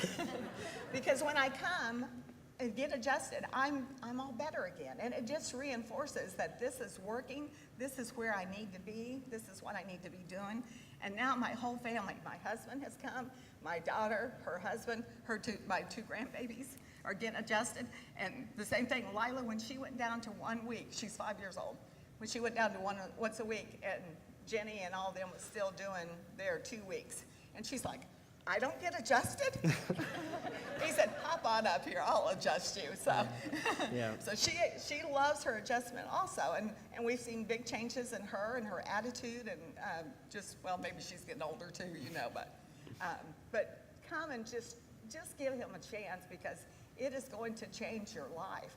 And now when I walk through my neighborhood now, my neighbors and my friends are like, oh, it's so good to see you walking again, because they would see me all the time. So anyway, come give him a try, because he's wonderful. And it is a family. You just feel like you are connected in some way. And we have the same color shirts on, and we didn't even plan it. Thank you, Miss Linda. Thank you. It's an awesome job. Dr. Mitchell will help you. If you want to give that to her too. Yeah, my wife says this is lavender. I'm Texan. This is just light purple.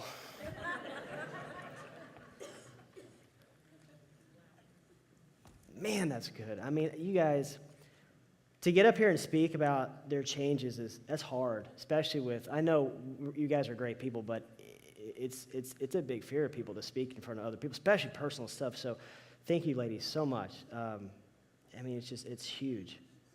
And on another note with that, that's why we're here. We want to change your life. And I can't stress that enough. If you are a guest and you have this red folder, there's a page in here that hopefully you filled out before. That's a health assessment. This is kind of like, where am I? Where are you the last 6 months with your health? Hopefully you filled this part out already. But right here, if you're circling things, look, this is what we're going to do. We're going to test you in our office. We're going to check your spine. We're going to make sure that your brain is connected to your body. We have to do that. We want to get your life back. Now, this is what you're going to do. Very simple. You're going to put your name at the top. You're going to put your best contact number. And down here at the bottom, these are our appointment times in our office next week that we've opened up to help you. You're going to do something really easy. You're going to circle the time that works best for your schedule. Now, understand, these are times that we're closed as well. Our office is going to stay open to help you and test you. So whatever time you pick, please be committed to that appointment. That's your time for us to help you. There's some people here that need us so desperately that we don't want you taken away from them if you don't show. So please just commit to that. We're going to love on you and help you and make it very doable. We want to make the onboarding process easy with you. So understand that in our office, having exam, having thermography, having x-rays done, that can be expected to be well over $100. What we're doing is something really special for everybody here that is a guest, is a donation of $40 to Hurricane Harvey relief. 100% of this is going to hurricane relief, and you will get the whole exam. You'll get all your thermography and as many x-rays as we need to take. So that's a huge deal.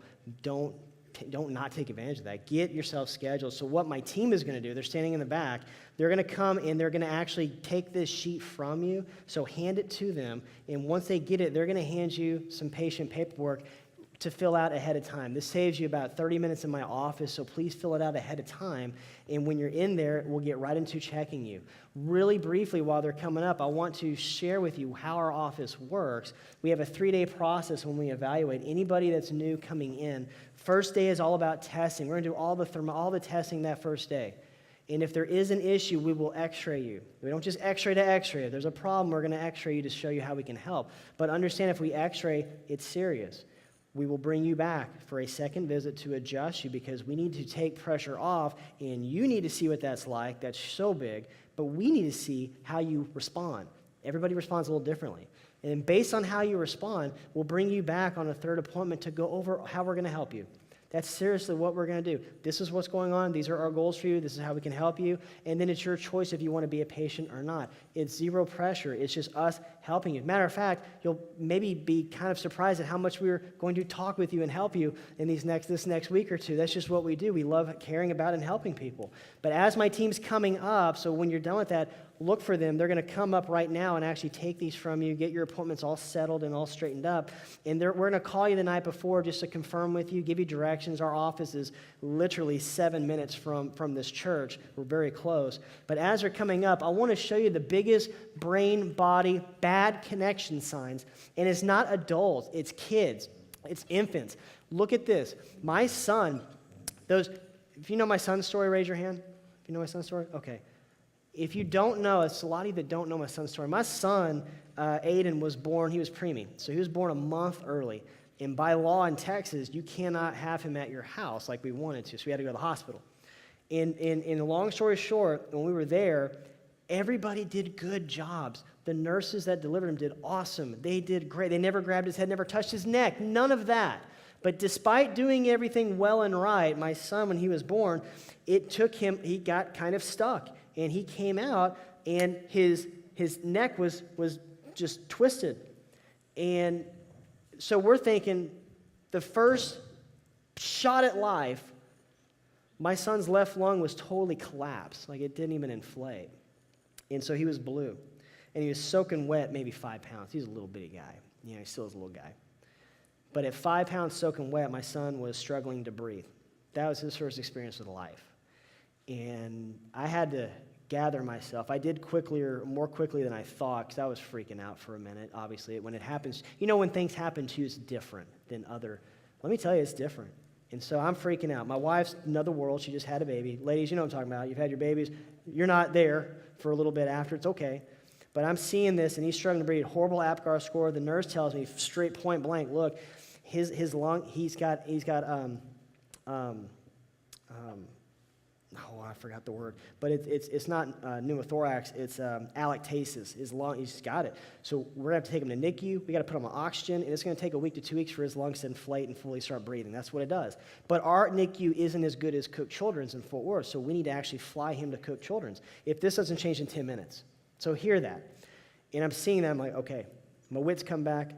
Can I see my son? I want to check his neck. And so checking my son's neck, you could feel his bone, which you should not feel it that bad, but it was just jammed. It's like he was coming out, and he's like just grabbing onto Shanna, not wanting to come out or something. I don't know what happened, but he's doing that, and he comes out, and we do it, and we adjust him, but it's very different. It's not like adjusting an adult. We have a little instrument. It's a lot of more pressure than anything, lots of praying.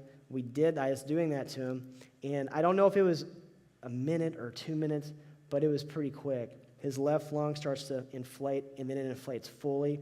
He's not blue anymore. His skin color starts to come back. Freaked the nurses out, let me tell you. That they don't see that. It freaked them out.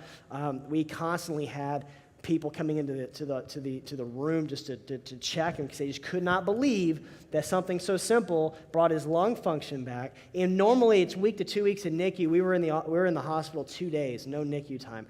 Seriously, 2 days. That was it. And they just kept coming in because, like I said, they thought I had the wrong file. Even the pediatrician came in, he thought he had the wrong file because he was looking at the APGAR score, which was not good. And he's looking at my son. He's like, okay, this isn't the same kid, right? Never seen that.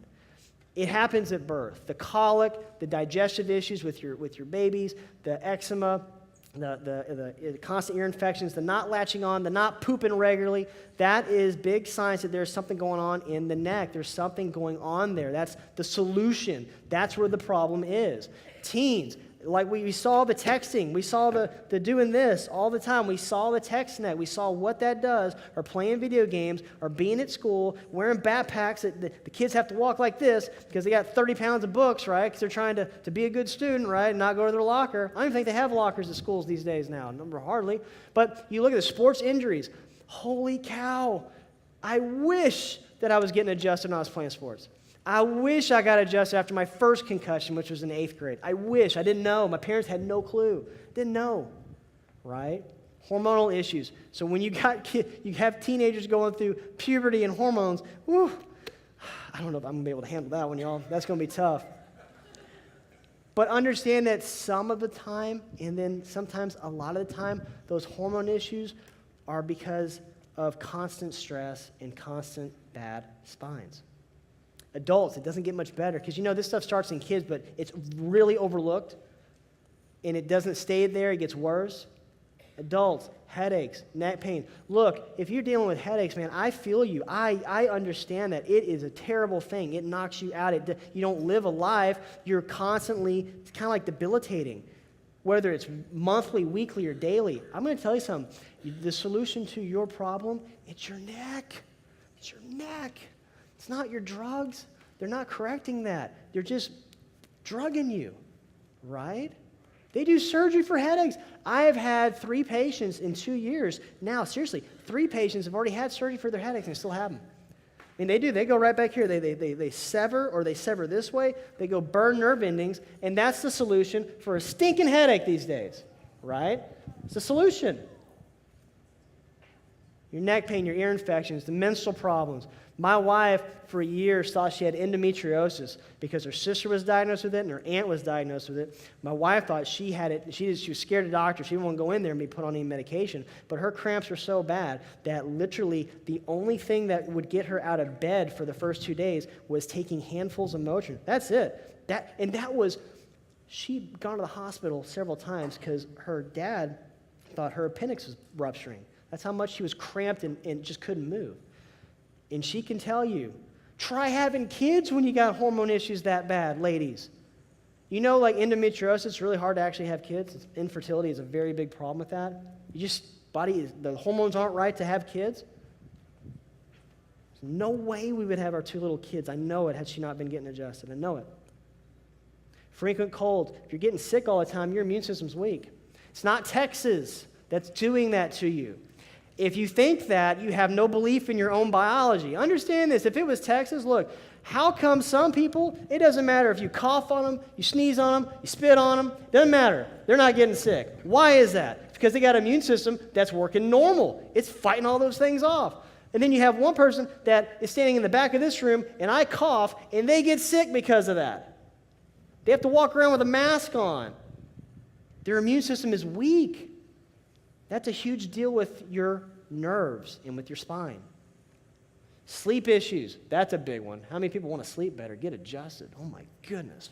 It's funny, it's not the guys, it's the ladies. When I do progress evaluations, it's the women. I wish guys were, but that's just how us guys are. I'm the same way. I don't want to tell you too much.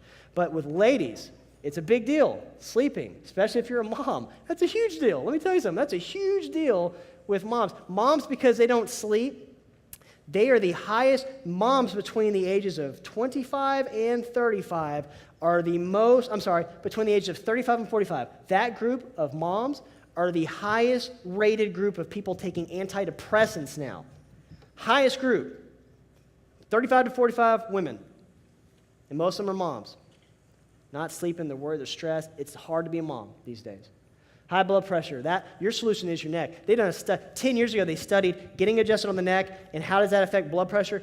They found that it lowers your blood pressure better than taking lisinopril and HCTZ in combination. Straight up. Better. No side effects. Do you know, does your cardiologist tell you about that? Go get adjusted? No. Take these drugs. Go do a stress test. And then we're going to put you on drugs. That's what it is. Constipation, man, if I could share with you some stuff I have seen in practice with constipation. I've adjusted people, and I kid you not, they get up and run to the bathroom after I've adjusted them. Why? So they got to relieve themselves. It's that effective. It's a huge deal. And this is big with guys, because guys, we're like, oh, I just got a bad back. It's okay. I'm okay. I'm going to walk. I'm okay. And then, but that bad back, it turns into, you know what? You can't go to the bathroom very well. You got to start taking something. Because guess where those nerves in your back go? They go to your colon. Oh, and you know what's really epidemic right now? Is guys can't have erections anymore. Oh, yeah, I said that in church. They can't. They got ED. It didn't start off as ED, it started off as back pain that was never, ever taken care of. And then that progressed. And guess where the same stinking nerves that go where the most common surgeries of low back, it's L4, L5 fusions. That's the most common area that's surgically operated on, because this area is the bulk of what wears out first if it's not properly aligned. But guess where those nerves go? Not a coincidence. You don't need more testosterone. You just got to get your body to work normal. Huge stuff. Reflux, tension, numbness, tingling, sleep issues, asthma. That was big with me. I laughed. I had 20 years I was asthmatic. I lived on medications. I lived on breathing machines. I lived on Albupen. I lived on epinephrine inhalers. You take a puff of these bad boys, and your heart goes, it does. It actually, that's a side effect of taking that thing. It can shut your heart down. Do you know that? Kids die from taking inhalers. It's sad. It speeds your heart up. But you do it, man, you feel like $1 million. You feel like you can run through that wall after you take an inhaler because it makes your heart go crazy. It's again, stimulating your cortisol levels. There's no way I could run. There's no way I could swim. There's no way I could cycle. I do stuff now, almost 20 years after having asthma for 20 years, that would be physically impossible for me to do when I was younger and supposedly healthier. So I didn't grow out of it. I was getting worse for 20 years.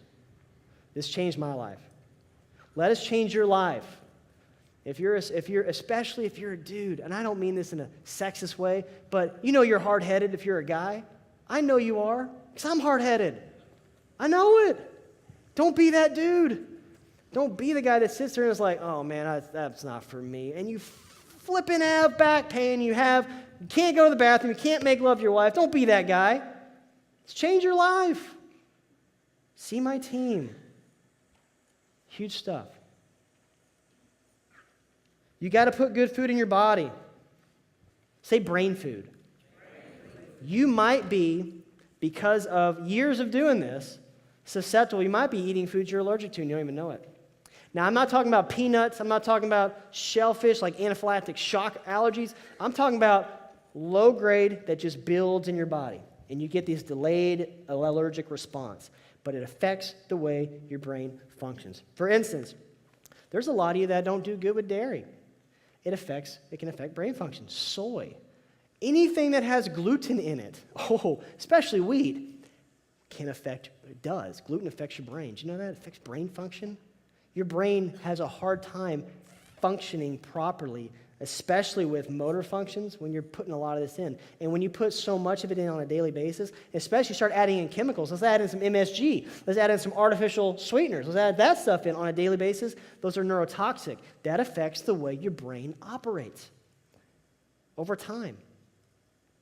So what do we want to do? If we've been dealing with this, how do we make changes? Number one, we want to start putting stuff in that we're more than likely deficient in. Magnesium, I can almost bet that 90% of this room is low in this. It is that critical. It's used in so much stuff, but I'm going to talk about brain function. So the first thing is we want to start consuming more foods that have high doses or high concentrations of magnesium, right? That's going to be something like all your dark greens, your nuts, your seeds, your pecans, your walnuts, your avocados, beans and lentils, the ancient grains.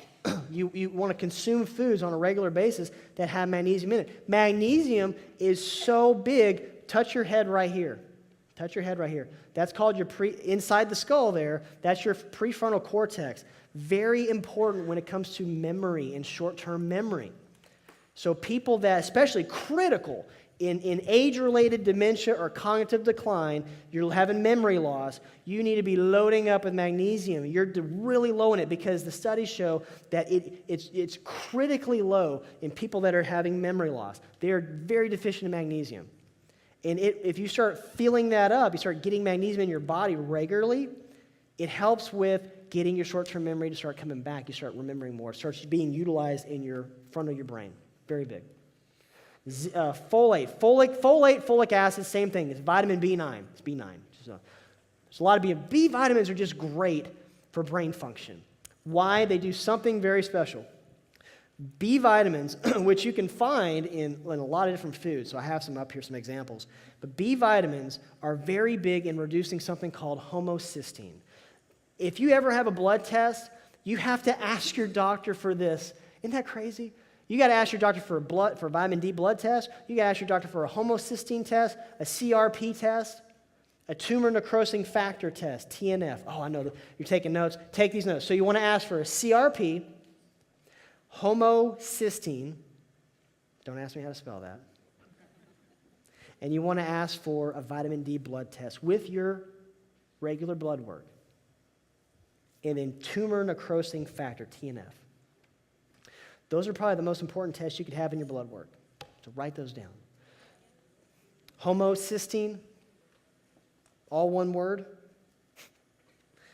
TNF, tumor necrosing factor. Especially if you're dealing with cancer, you have cancer in your family, you want to make sure that is not getting up there. That's kind of a pre-indicator that there's stuff developing in the body. And you got to change. You got to change your lifestyle. You can turn those markers back off by changing lifestyle. Please hear that. I can't tell you how huge that is to hear that. You need to be empowered by that knowledge. You can change it. You can. You got to change your lifestyle. Homocysteine, TNF, CRP, C-reactive protein, and then vitamin D, blood tests. You got to add it to your blood work. Why? Because those, not vitamin D, but the other tests, those are big markers of chronic inflammation in your body. But you know what? It's also for your brain. Your brain can be inflamed. We'll talk about that in a second. Folic acid, or B9, and then B12 is another good one. But B complex, like get more B vitamins in your body. You use it too much. If you're stressed, you go through your B vitamins very, very fast. You do. But B vitamins reduce homocysteine levels in your body. They reduce it a lot. That's why you want to consume a lot of foods with folate. Add B vitamins to your daily routine. Spinach, artichoke, broccoli, sprouts, avocado, papaya, beans, asparagus. I think I can do most of those. I can't do asparagus, man. Asparagus is terrible. I can't do that. I know. No, it's okay. It's okay. There's plenty to choose from. Plenty to choose from. Zinc. Zinc is so big. I was talking about the hippocampus area of the brain that makes new brain cells, right? It always is doing that. Well, scientists have found out fairly recently that area of the brain has the highest concentration of zinc in your body. Zinc has a lot of good functions, the antioxidant, but zinc in your brain specifically helps regulates the communications between that part of the brain, the hippocampus, and your brain cells. You want it working good. You want it communicating. That's big.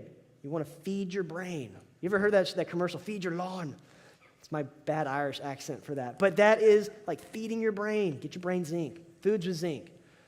Grass-fed beef. That's why you want grass-fed. You don't want commercial. You want grass-fed.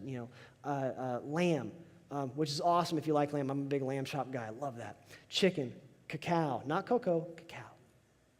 Cashews, pumpkin seeds, flax seeds. Most of these are seeds and nuts. Seeds and nuts. Stuff that we're meant to eat, not processed foods. Very, very big. Oh, by the way, this is why you need the nutrition book that I talked about at the very first of the makeover, because all that is in your book. Recipes, how to shop, grocery store, grocery lists, why you do these foods, why you don't do these foods. That's all in the book. Get the book. Don't leave here without getting the book. Oh, you know what I'm talking about. If you don't even get the book, if I can't get you to get the book before you leave, how are you going to change things? I'm just being real. Get the book. Sugar. This is a brain killer. It's a brain killer. Sugar's in so much things, it's in everything. But the problem with sugar is it's dangerous. It's in the things you drink, the things you eat, but it's higher than you think. This is why you read labels. So big. Because when you're looking at labels, like for instance, this is an orange juice, okay? And this is the little insert on the side of it. But you see the red thing, it says high sugar, 10%. You're like, 10% is not that bad. 9 grams of sugar, okay. But if you look at this little thing in parentheses that's going down so you can't even really read it, it says a tablespoon, 15 grams provides that. But if you look here under the nutrition fact thing, and you says the carbohydrate, of which are sugars, is actually 61 grams of sugar. It's not 9. It's 7 times that. And that's an orange juice thing, by the way, so you know. There's that much sugar in that one. You get multiple doses of sugar. This is how the average American takes 150 pounds of sugar a year. It's hidden. A lot of it's in what we drink. But sugar, it shuts down brain function. As a matter of fact, sugar, we'll get to diabetes, in type 3 diabetes. Well, you never heard of that, did you? Type 3 diabetes. We're going to talk about that.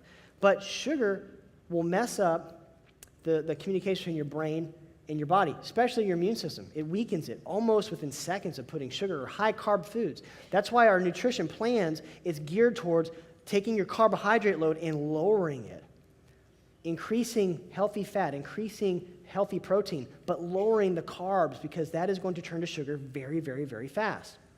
What's worse than sugar? Fake sugar, aspartame. And you can go down the rainbow of death. You can go down the rainbow, right? Pink, blue, yellow. I don't know what colors they got now, but all of them all do the same thing. Aspartame, check this out. When aspartame, seriously, when it is in your body and the body heats up, it breaks down into formaldehyde and formic acid. That's the poison that's found in fire ant stings. And that accumulates in the body. As a matter of fact, the 2 studies, it's not a diet option. Just so you know, it was never intended to be a diet or weight loss. It has nothing to do with weight loss. As a matter of fact, check this out. 2 studies. One showed that the average person who dropped aspartame, who took it in every day, they dropped it, the average person would lose about 19 pounds. Just cutting out aspartame. And then another one, 80,000 people by the American Cancer Society did a study, and it showed that if you get aspartame out of your body, you would see, let me see where I was going with this one. Better. I got it. I know. Got to remember a lot up here. The study was showing this. It showed that out of 80,000 people, the people that lowered their aspartame, they got it out of their body, they actually saw better results with not only weight loss, but they actually lost weight. The people that they studied, the 80,000 people that stayed on aspartame for about a 5-year mark, every single one of them gained weight. They didn't lose it. They gained additional weight. The people that were not being studied on aspartame lost weight. So it's physically, being on the artificial sweeteners, you'll gain weight. You will just do it. It's what it does. It's a neurotoxic event. It actually helps, it fires off your brain cells. It actually kills brain cells very fast. So that's something you'll be putting on a daily basis in your body. So how do we get good stuff in our body, especially with kids? I like this. This is a brain-boosting smoothie idea. Now, you can make multiple servings of this, right? Doesn't take much time, maybe 2 minutes. But what's big about this is the ingredients you put in it. I know it's a green drink that tastes good, y'all. That's huge. It's a green drink that actually tastes good. How do we do it? Well, we start putting in an avocado, we put in a banana, a fourth of banana.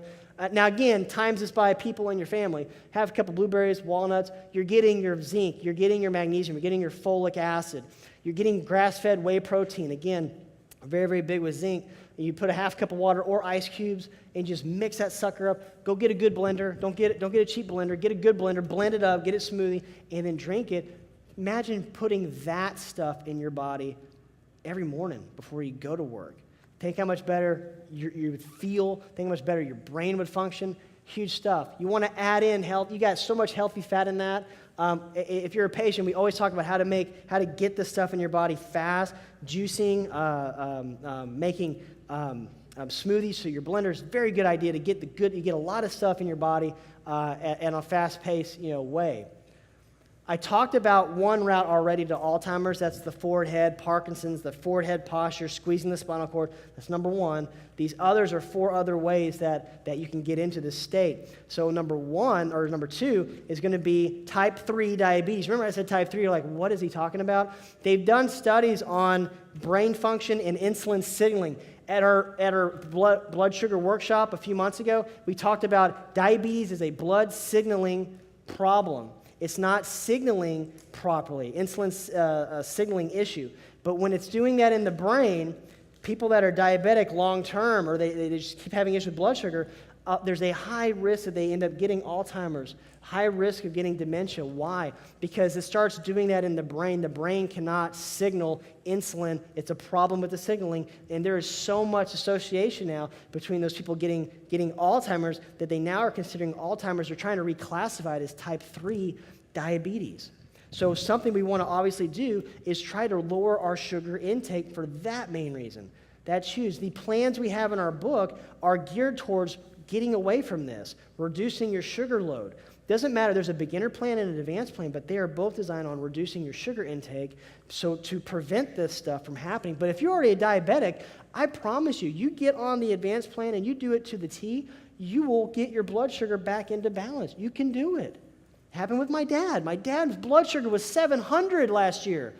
He almost died. Yeah, those of you who don't know that story, my dad almost died in May of last year. His blood sugar was 700.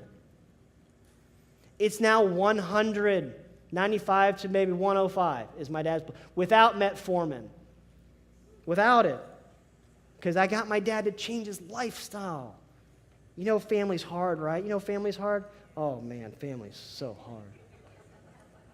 Gut dysfunction. This is another thing that affects your brain. Something called leaky gut syndrome. How do you get leaky gut syndrome? Chronic stress damages your lining of your colon. You add on foods. Yeah, you add on sugar. Yeah. Like those donuts, right? Those aren't advanced plan donuts. It's like Krispy Kreme. You add a lot of processed food, a lot of foods, and these foods are sprayed so much when it's conventional. They're sprayed. They have pesticide residue. They have all that stuff on them. You like your coffee? Coffee is one of the most sprayed foods out there. Coffee beans. They are doused in chemicals. Just so you know that. They are. So you drink it, you put it in your body. This damages the walls of your intestinal tract, and they hit these little holes. It's called leaky gut syndrome. And what happens is food particles and stuff seep out of your gut into your body, and your body starts fighting it. It's like, what is this? Foreign invaders. It fights it. And you start seeing, okay, now I'm bloated all the time after I eat. I feel weird after I eat. I can't digest food. You throw some bread in there. So you throw some bread in, somebody's got leaky gut syndrome, or they have celiac, or they have gluten intolerance, their brain, they start getting angry. They start having mood swings. They start forgetting stuff because of what they're eating. It's affecting them that much. So gut health, huge. Got to heal the gut. That's why we reduce sugar with all of our nutrition plans, because you reduce sugar, that is just like, it's like you got to stop the fire first. You got to stop the fire, stop the sources, and get your body to start healing up, because that area can heal up. Can somebody tell me an example of a very unhealthy fat? Somebody raise your hand. No, raise your hand. Yes. Come on up. Yes, ma'am. Hydrogenated oils. Nice job. Good job. Thank you. Got some goodies for you. Thank you. All right. Yes, ma'am. Excellent. Hydrogenated oils, vegetable oil, canola oil, trans fat oils. Why are they bad? Well, here's the big deal. This is why. In a nutshell, make it scientific and make it very easy. When you heat these oils up, they oxidize your food. They oxidize. They create oxidative stress, free radicals in your body when you heat them up. They do. That's why you shouldn't cook your foods in them. This is why you want to switch from those type of oils. Who can give me an example of a healthy oil to cook with? Oh, yes, ma'am. Huh? Come on up. Yes, ma'am. Yes, ma'am. You're welcome. You're welcome. Coconut oil is healthy to cook with.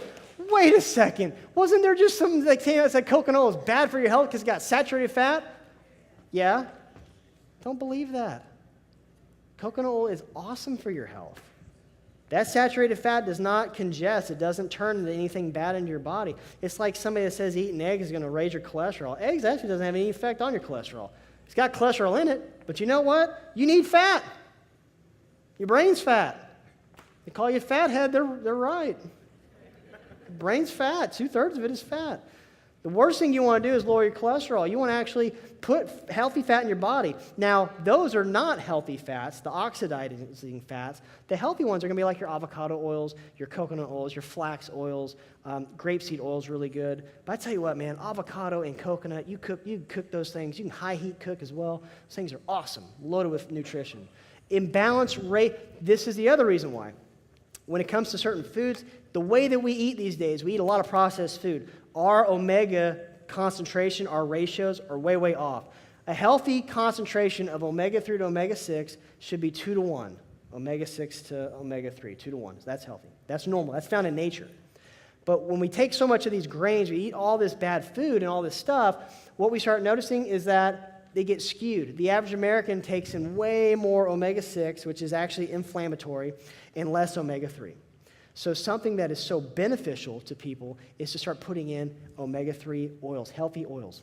There's food sources, obviously, wild salmon, mackerel, chia seeds. Those are, nuts and seeds. Those are high concentrations of your omega-3 fats. You get that healthy fat. Omega-3 is anti-inflammatory to your body.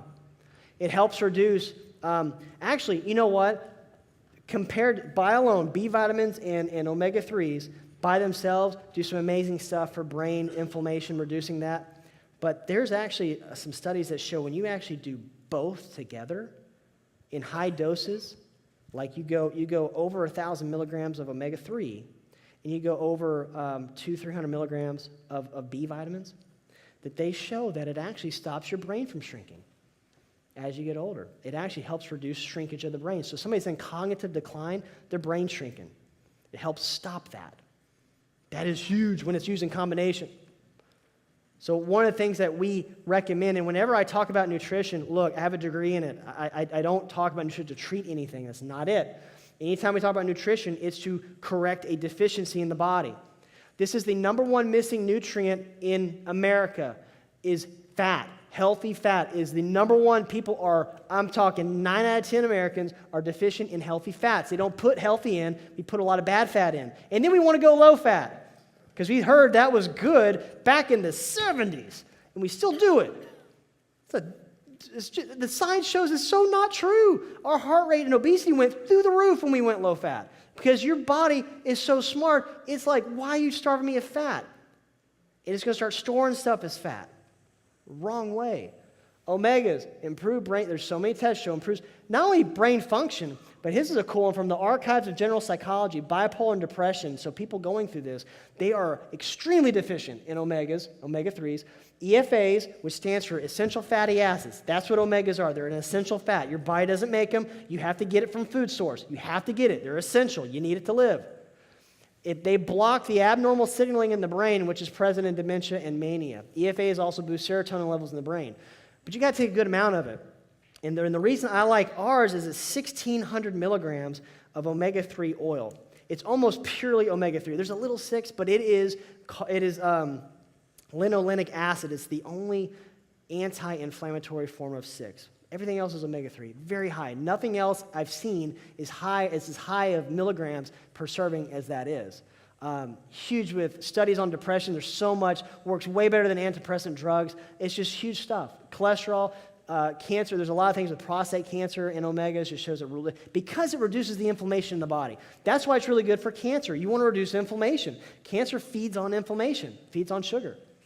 For kids, because kids can't take the adult portion. You guys know what I'm talking about. It's pretty big. It's concentrated. So for kids, we have an actual liquid oil. It works really good because you want to get this stuff in your kids. But again, it's like, what do I give them? You don't want to give them like Flintstone vitamins. That stuff's terrible. It's all sugar, right? Let's get them. Or a gummy. Like really? Like a gummy vitamin? But people think it's healthy. Yeah, it tastes good because look at the first ingredient. And the second and the third. It's sugar, maltodextrin, fructose corn syrup. They put that crud in your vitamins. This does not have that. This is actually omega and D3. So fish oil, huge for brain, eyes, brain function. D supports the development of healthy bones, teeth, but also big with the immune system, brain function. So it's a liquid, and it actually tastes good. It's strawberry lemonade. You guys have ever tried like cod liver oil, just straight? Yeah, you know what I'm talking about. That'll put some hair on your chest. That will. You just gotta just shot it down. This actually, it's a thicker oil. So I would say for this, for a child, at least where they can take, like they could take a supplement, but have them do it this. It tastes good. It's strawberry lemonade. We were on the panel that actually helped design that. So it actually tastes really good to me. I like it.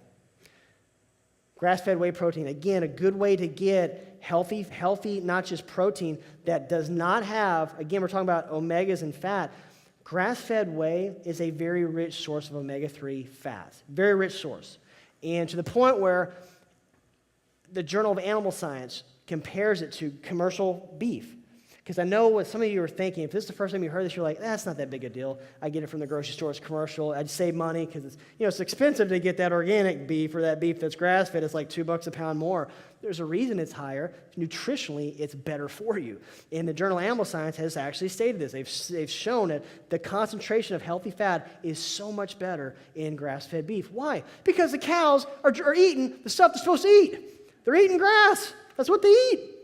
I mean, think about that. You feed cows grain, you feed them chemically sprayed corn and grain and all the other junk that's in that stuff because it's cheap to farmers. You get a fat, overweight, unhealthy cow. Do you think the meat you're eating from that is going to be good for you? No. It's loaded with junk.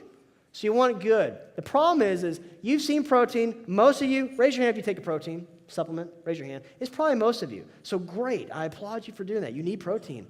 But all proteins are not the same. You got to feel me on that one, right? Think about this. Proteins not being the same. This is how this makes sense. Have you ever gone and ordered a grass-fed steak, or not even a grass-fed, at the grocery store? You get a grass-fed steak. It's going to cost more than a grain commercial-fed steak, right? It costs way more, maybe a couple bucks more. Well, think about that in forms of your protein. If your protein is like $15, $20 at Walmart or CVS, I can guarantee you the quality of it. As a matter of fact, there's lawsuits right now. There's a class action lawsuit against CVS, Rite Aid, GNC, who's the other one? Walgreens, for their supplements because the quality is terrible and it's falsifying information to consumers. There's a lawsuit against them. It's not what's in there. There's a reason, because grass-fed has more nutritional benefit for you, better healthy fat. So we have a protein that's called grass-fed whey because the cows are never given hormones, they're never given antibiotics, they're free range, they're grazing on grass their whole entirety. That's where the whey comes from, because whey comes from cows. So obviously on top of that, we have a plant version as well to get it. But you just want to understand when it comes to protein, you don't overconsume protein. So if you're taking a lot of protein, some of those protein things you see are like 60 grams, or the protein thing's about the size of this, right? You got to carry it out like this, from Walmart. And those things are like 60 grams, so the scoop is huge. Once you get beyond 20 grams of protein, unless you're really athletic and you're really working out like daily, your body will convert that excess protein into sugar. It'll be just like you had a bunch of bread, a bunch of carbs. So your body does that. So about 20 grams, you're in that safe mode per serving. And you can do that different times during the day, but at least don't go more than 20, 25 grams, so like a fist portion of meat, because extra will get converted to sugar. Just FYI. Good source. Obviously, this is cool because it's not isolated protein either. That's another thing you want to look for. If your protein says it's isolated, understand it's not really protein at that point. It's an isolated form. You've heard of corn syrup? Is that corn? It's an isolated form of corn. It's corn syrup. It's not corn, though. Protein that's isolated isn't really protein. You want it to be concentrated protein. That's big. So when it is, it has probiotics still are in it, and it has digestive enzymes still in it when it's not isolated. That's a big deal. D and probiotics, huge. We have that combination for adults. Low vitamin D concentrations may increase the risk of brain decline. That's big. So you want to get this stuff in your body. How do you get it in with kids? We have kids, we have a liquid D at our office that's easy to get in, but we also have probiotic powder. This is awesome for kids because you get a good amount in the billions, and it's a tasteless powder, odorless powder. So with my son, I put this in his shake every morning, and I blend it up. And he knows this is vitamin, but it doesn't taste bad, it doesn't even taste. But you can mix it with water, but I like to mix it in the shake. He drinks it. Again, non-GMO, gluten-free, everything we carry is organic, gluten-free, non-GMO, all that stuff. We're a bunch of doctors designing this stuff, so we're making sure it's stuff that we would give our families, so know it's good. It's very good. We're very picky on that stuff. Adrenal energy. This is big. Contains rhodiola, which is adrenal energy. This would be something that if you are constantly tired and fatigued, brain fog, mentally exhausted, you're seeing that happen, you might consider adrenal energy because it has rhodiola, which is a big herb that helps the body adapt to stress. It's basically feeding your adrenal glands. So where the burnout, the fatigue, it gives you the amino acids you need for the neurotransmitters between your brain and your body to fire well. It helps give you that extra energy because it's just feeding the adrenal glands with rhodiola. So that is shown to help improve brain function and energy. The way you take adrenal energy, you do not take this one at night, ladies and gentlemen. Don't take it at night. You won't go to sleep. Take this first thing in the morning or even at lunch, but take it with some food. You take 2 capsules, real easy. If you're on the flip side and you would love to actually get to sleep because you can't turn your brain off at night, you might be in the need for sleep and mood formula. Now, this is a little bit different. This is for people that are wired. They're constantly wired. Very anxious, very fidgety. Because the brain is firing on cortisol, you're in that fight or flight mode. You got to calm it down. We want to do that very safely. Well, the way we do it is 5-hydroxytryptophan. Now, this is not synthetic 5-HTP. This is not that. This is a natural form from the Griffonia plant. This is a natural form which works better. All the testing that shows you doing HTP or 5-HTP and helping calm your body down, that is a natural form that they're studying. It's not synthetic. So this gets really confused with people. The other cool thing about this is you take this one at night. Take this one before you go to bed. Makes sense? If you take it in the morning, you might be tired throughout the day. Don't be mad. You don't take this one at night. But also what this does, that 5-HTP is really big with your mood and your appetite.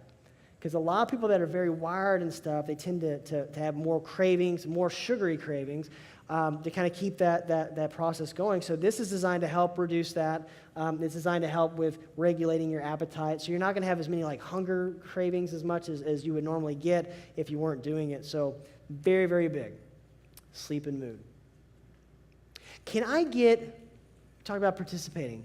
I have prizes. Can I get 3 people to volunteer for me? Raise your hands, 3 people. Yes, ma'am, in the back. And yes, ma'am, come on up. And Mike, I'll get a guy up here. Come on up. Give him a big round of applause. Okay. So can we cheer? We got to cheer these guys on. Come on up. Hi. We're going to do real easy stuff. Are you good doing like a curl? Probably. Okay.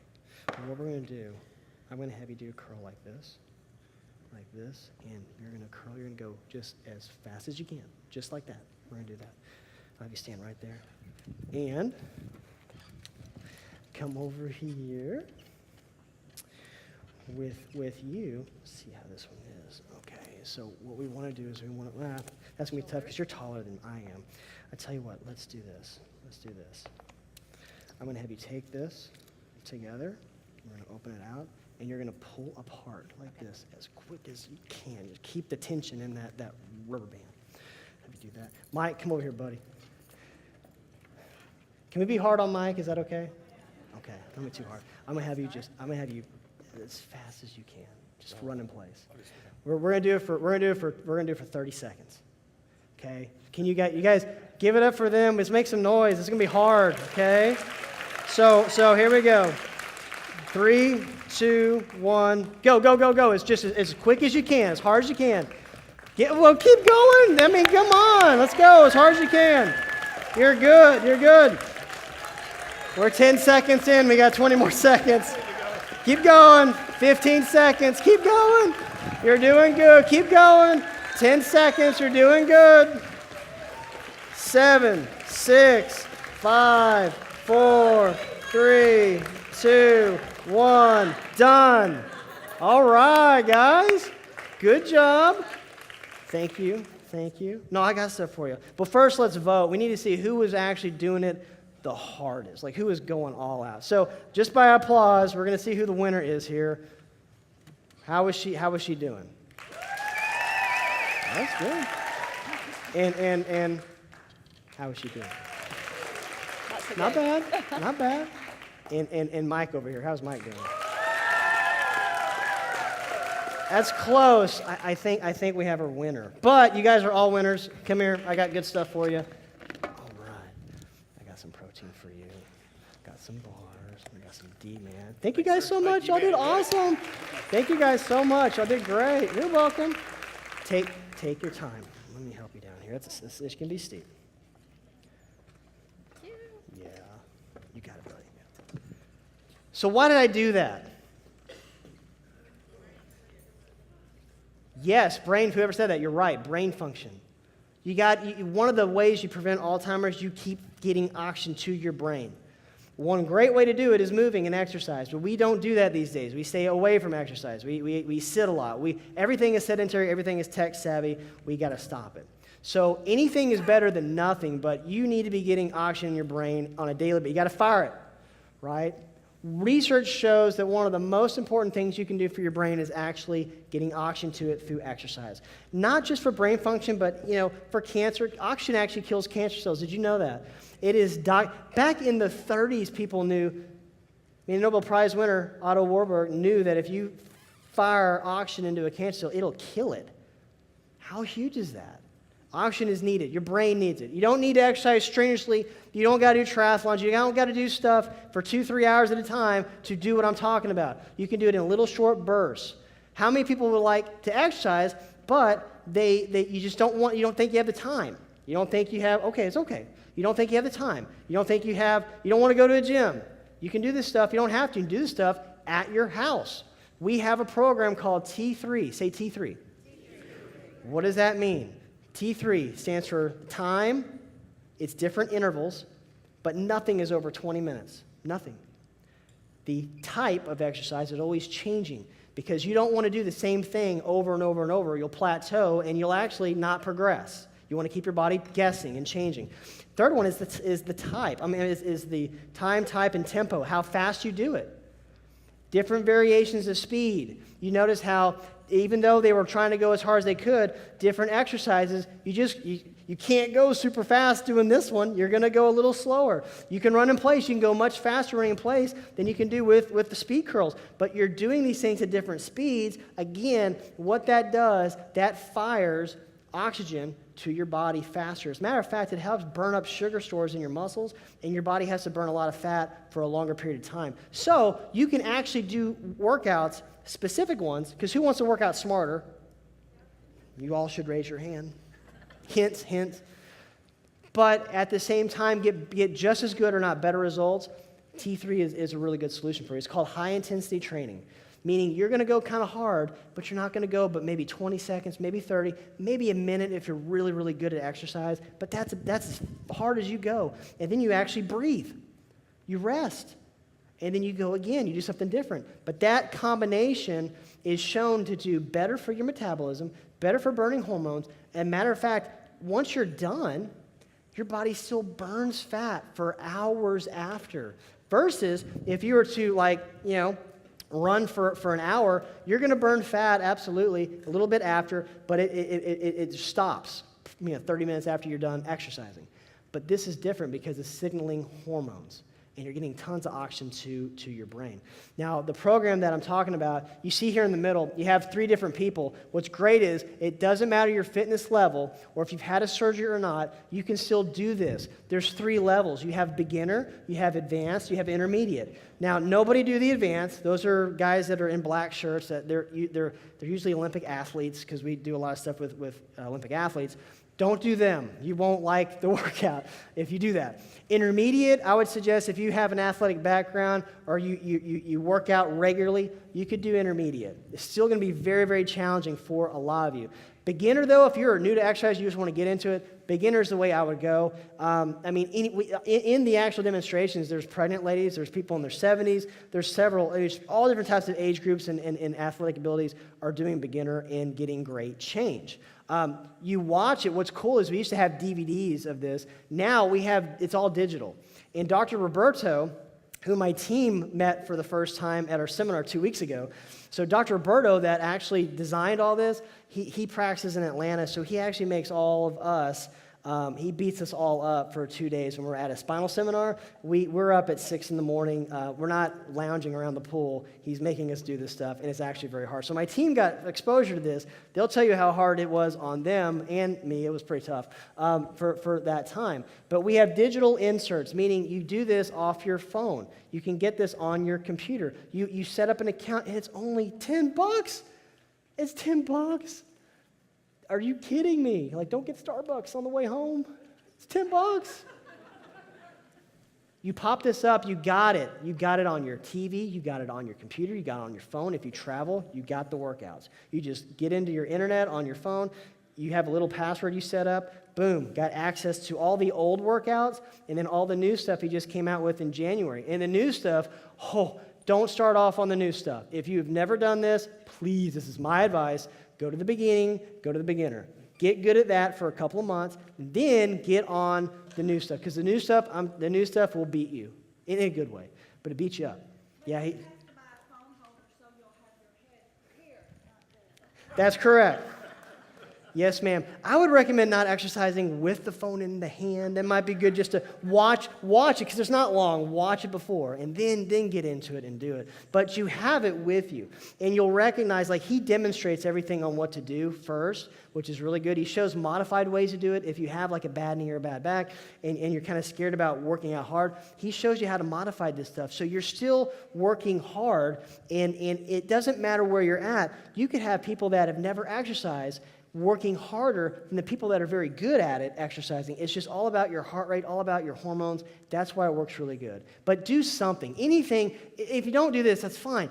Anything is better than nothing. So get out there, start walking every day. If you don't do anything, start doing 30-minute walks every day around your neighborhood. You can do it. You can do it, but you'll start feeling better. There'll be less pain. You'll move more. You'll get more oxygen. You got to start moving. You have to. When we stop moving, bad things happen. Toxicity, this is another big one. Looks like a brain. Isn't that pretty cool? How do we start preventing this stuff? Well, how do we get a lot of toxins into our body on a daily basis? One, from birth, we get a lot of chemicals injected into our body in the name of health. Do your own research on that. But if you look at what's in a lot of these vaccines and shots that you're getting, it's not like it was even 20, 30 years ago. There's so much more stuff getting put into babies now, and it's for the most ridiculous reasons. Like when they're born, the first shot's a hepatitis B shot. Because my kid's an IV drug user the first year, the first day of life. You're really going to think he needs a shot for that? It's crazy how but nobody asks questions.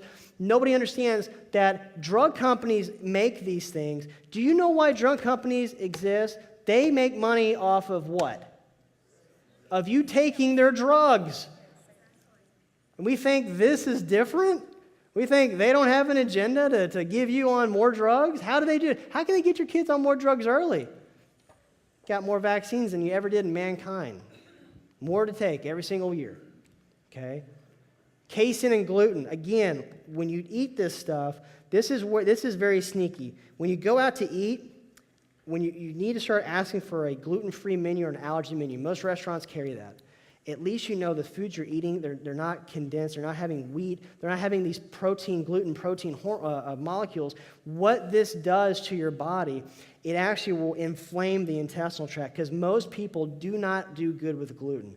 And if you ever ate like bread or something and you just feel like you're bloated after or you feel like you can't digest the food, chances are you have a gluten problem. You might be sensitive. You might be full-blown intolerant. You can even be a celiac, which you eat it and you feel miserable. But there's a reason. Gluten's in everything, especially when you're out to eat. It's in sauces. It's in drinks. It's in things you wouldn't think it's in. They put gluten in foods that don't have gluten in it when you're eating. That's why you want to get a menu, so be prepared for that. Casein, that's in actually just your cow's milk.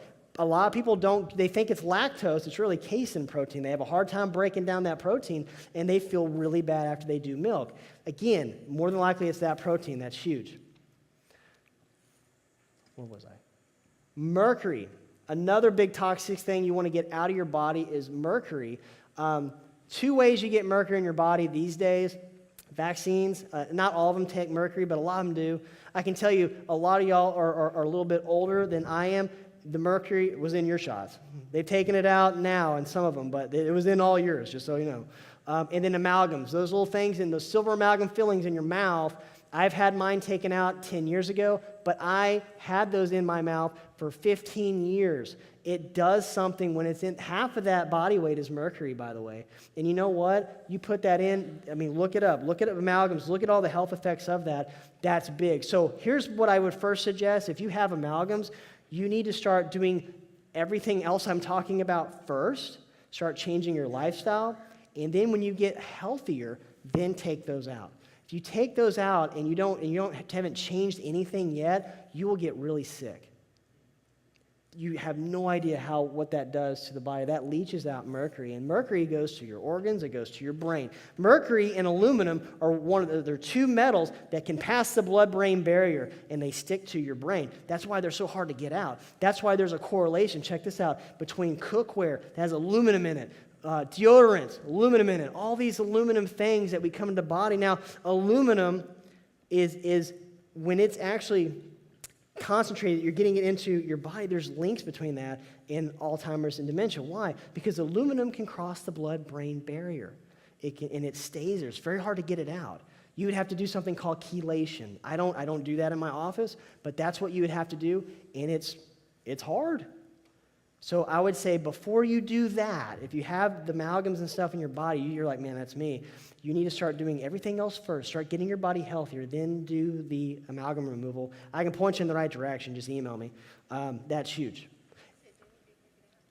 What do? You don't just go to a regular dentist. You have to go to a dentist that's trained to do it, and meaning it's kind of like a surgery. They have to put you a gas mask on. They have to put what's called a dental dam in your mouth, and then they have to go in there and they have to take it out, because the problem is if you just go have it, chunks of that will go down your mouth, and it can actually stop your heart because it's very, very toxic to your body.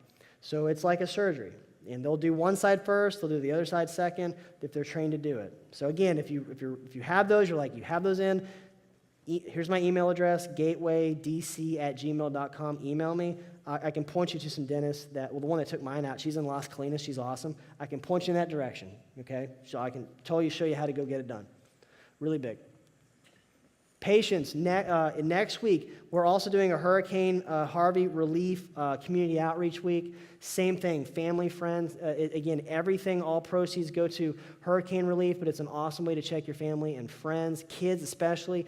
After learning this stuff, think about your kids and their brain function. That is going to be huge, very huge. And I want to get my email address out one more time. It's gatewaydc@gmail.com. If you're a guest, please, you can always reach me through that. So look for that. In December, the reason I haven't put it on here, in December, I haven't nailed the date down yet, but we're going to have a gut health workshop, all on digestion, all on gut function. It's going to be in December. It's going to be it's probably the first week in December, but we are going to get a date down fast, and I will let you guys all know, it's to be announced right now, when that class is coming. But the next one coming is all on digestion and gut health. We did it last year, and man, that was popular. I want to do it again. Does that sound cool? Yep. Okay, good.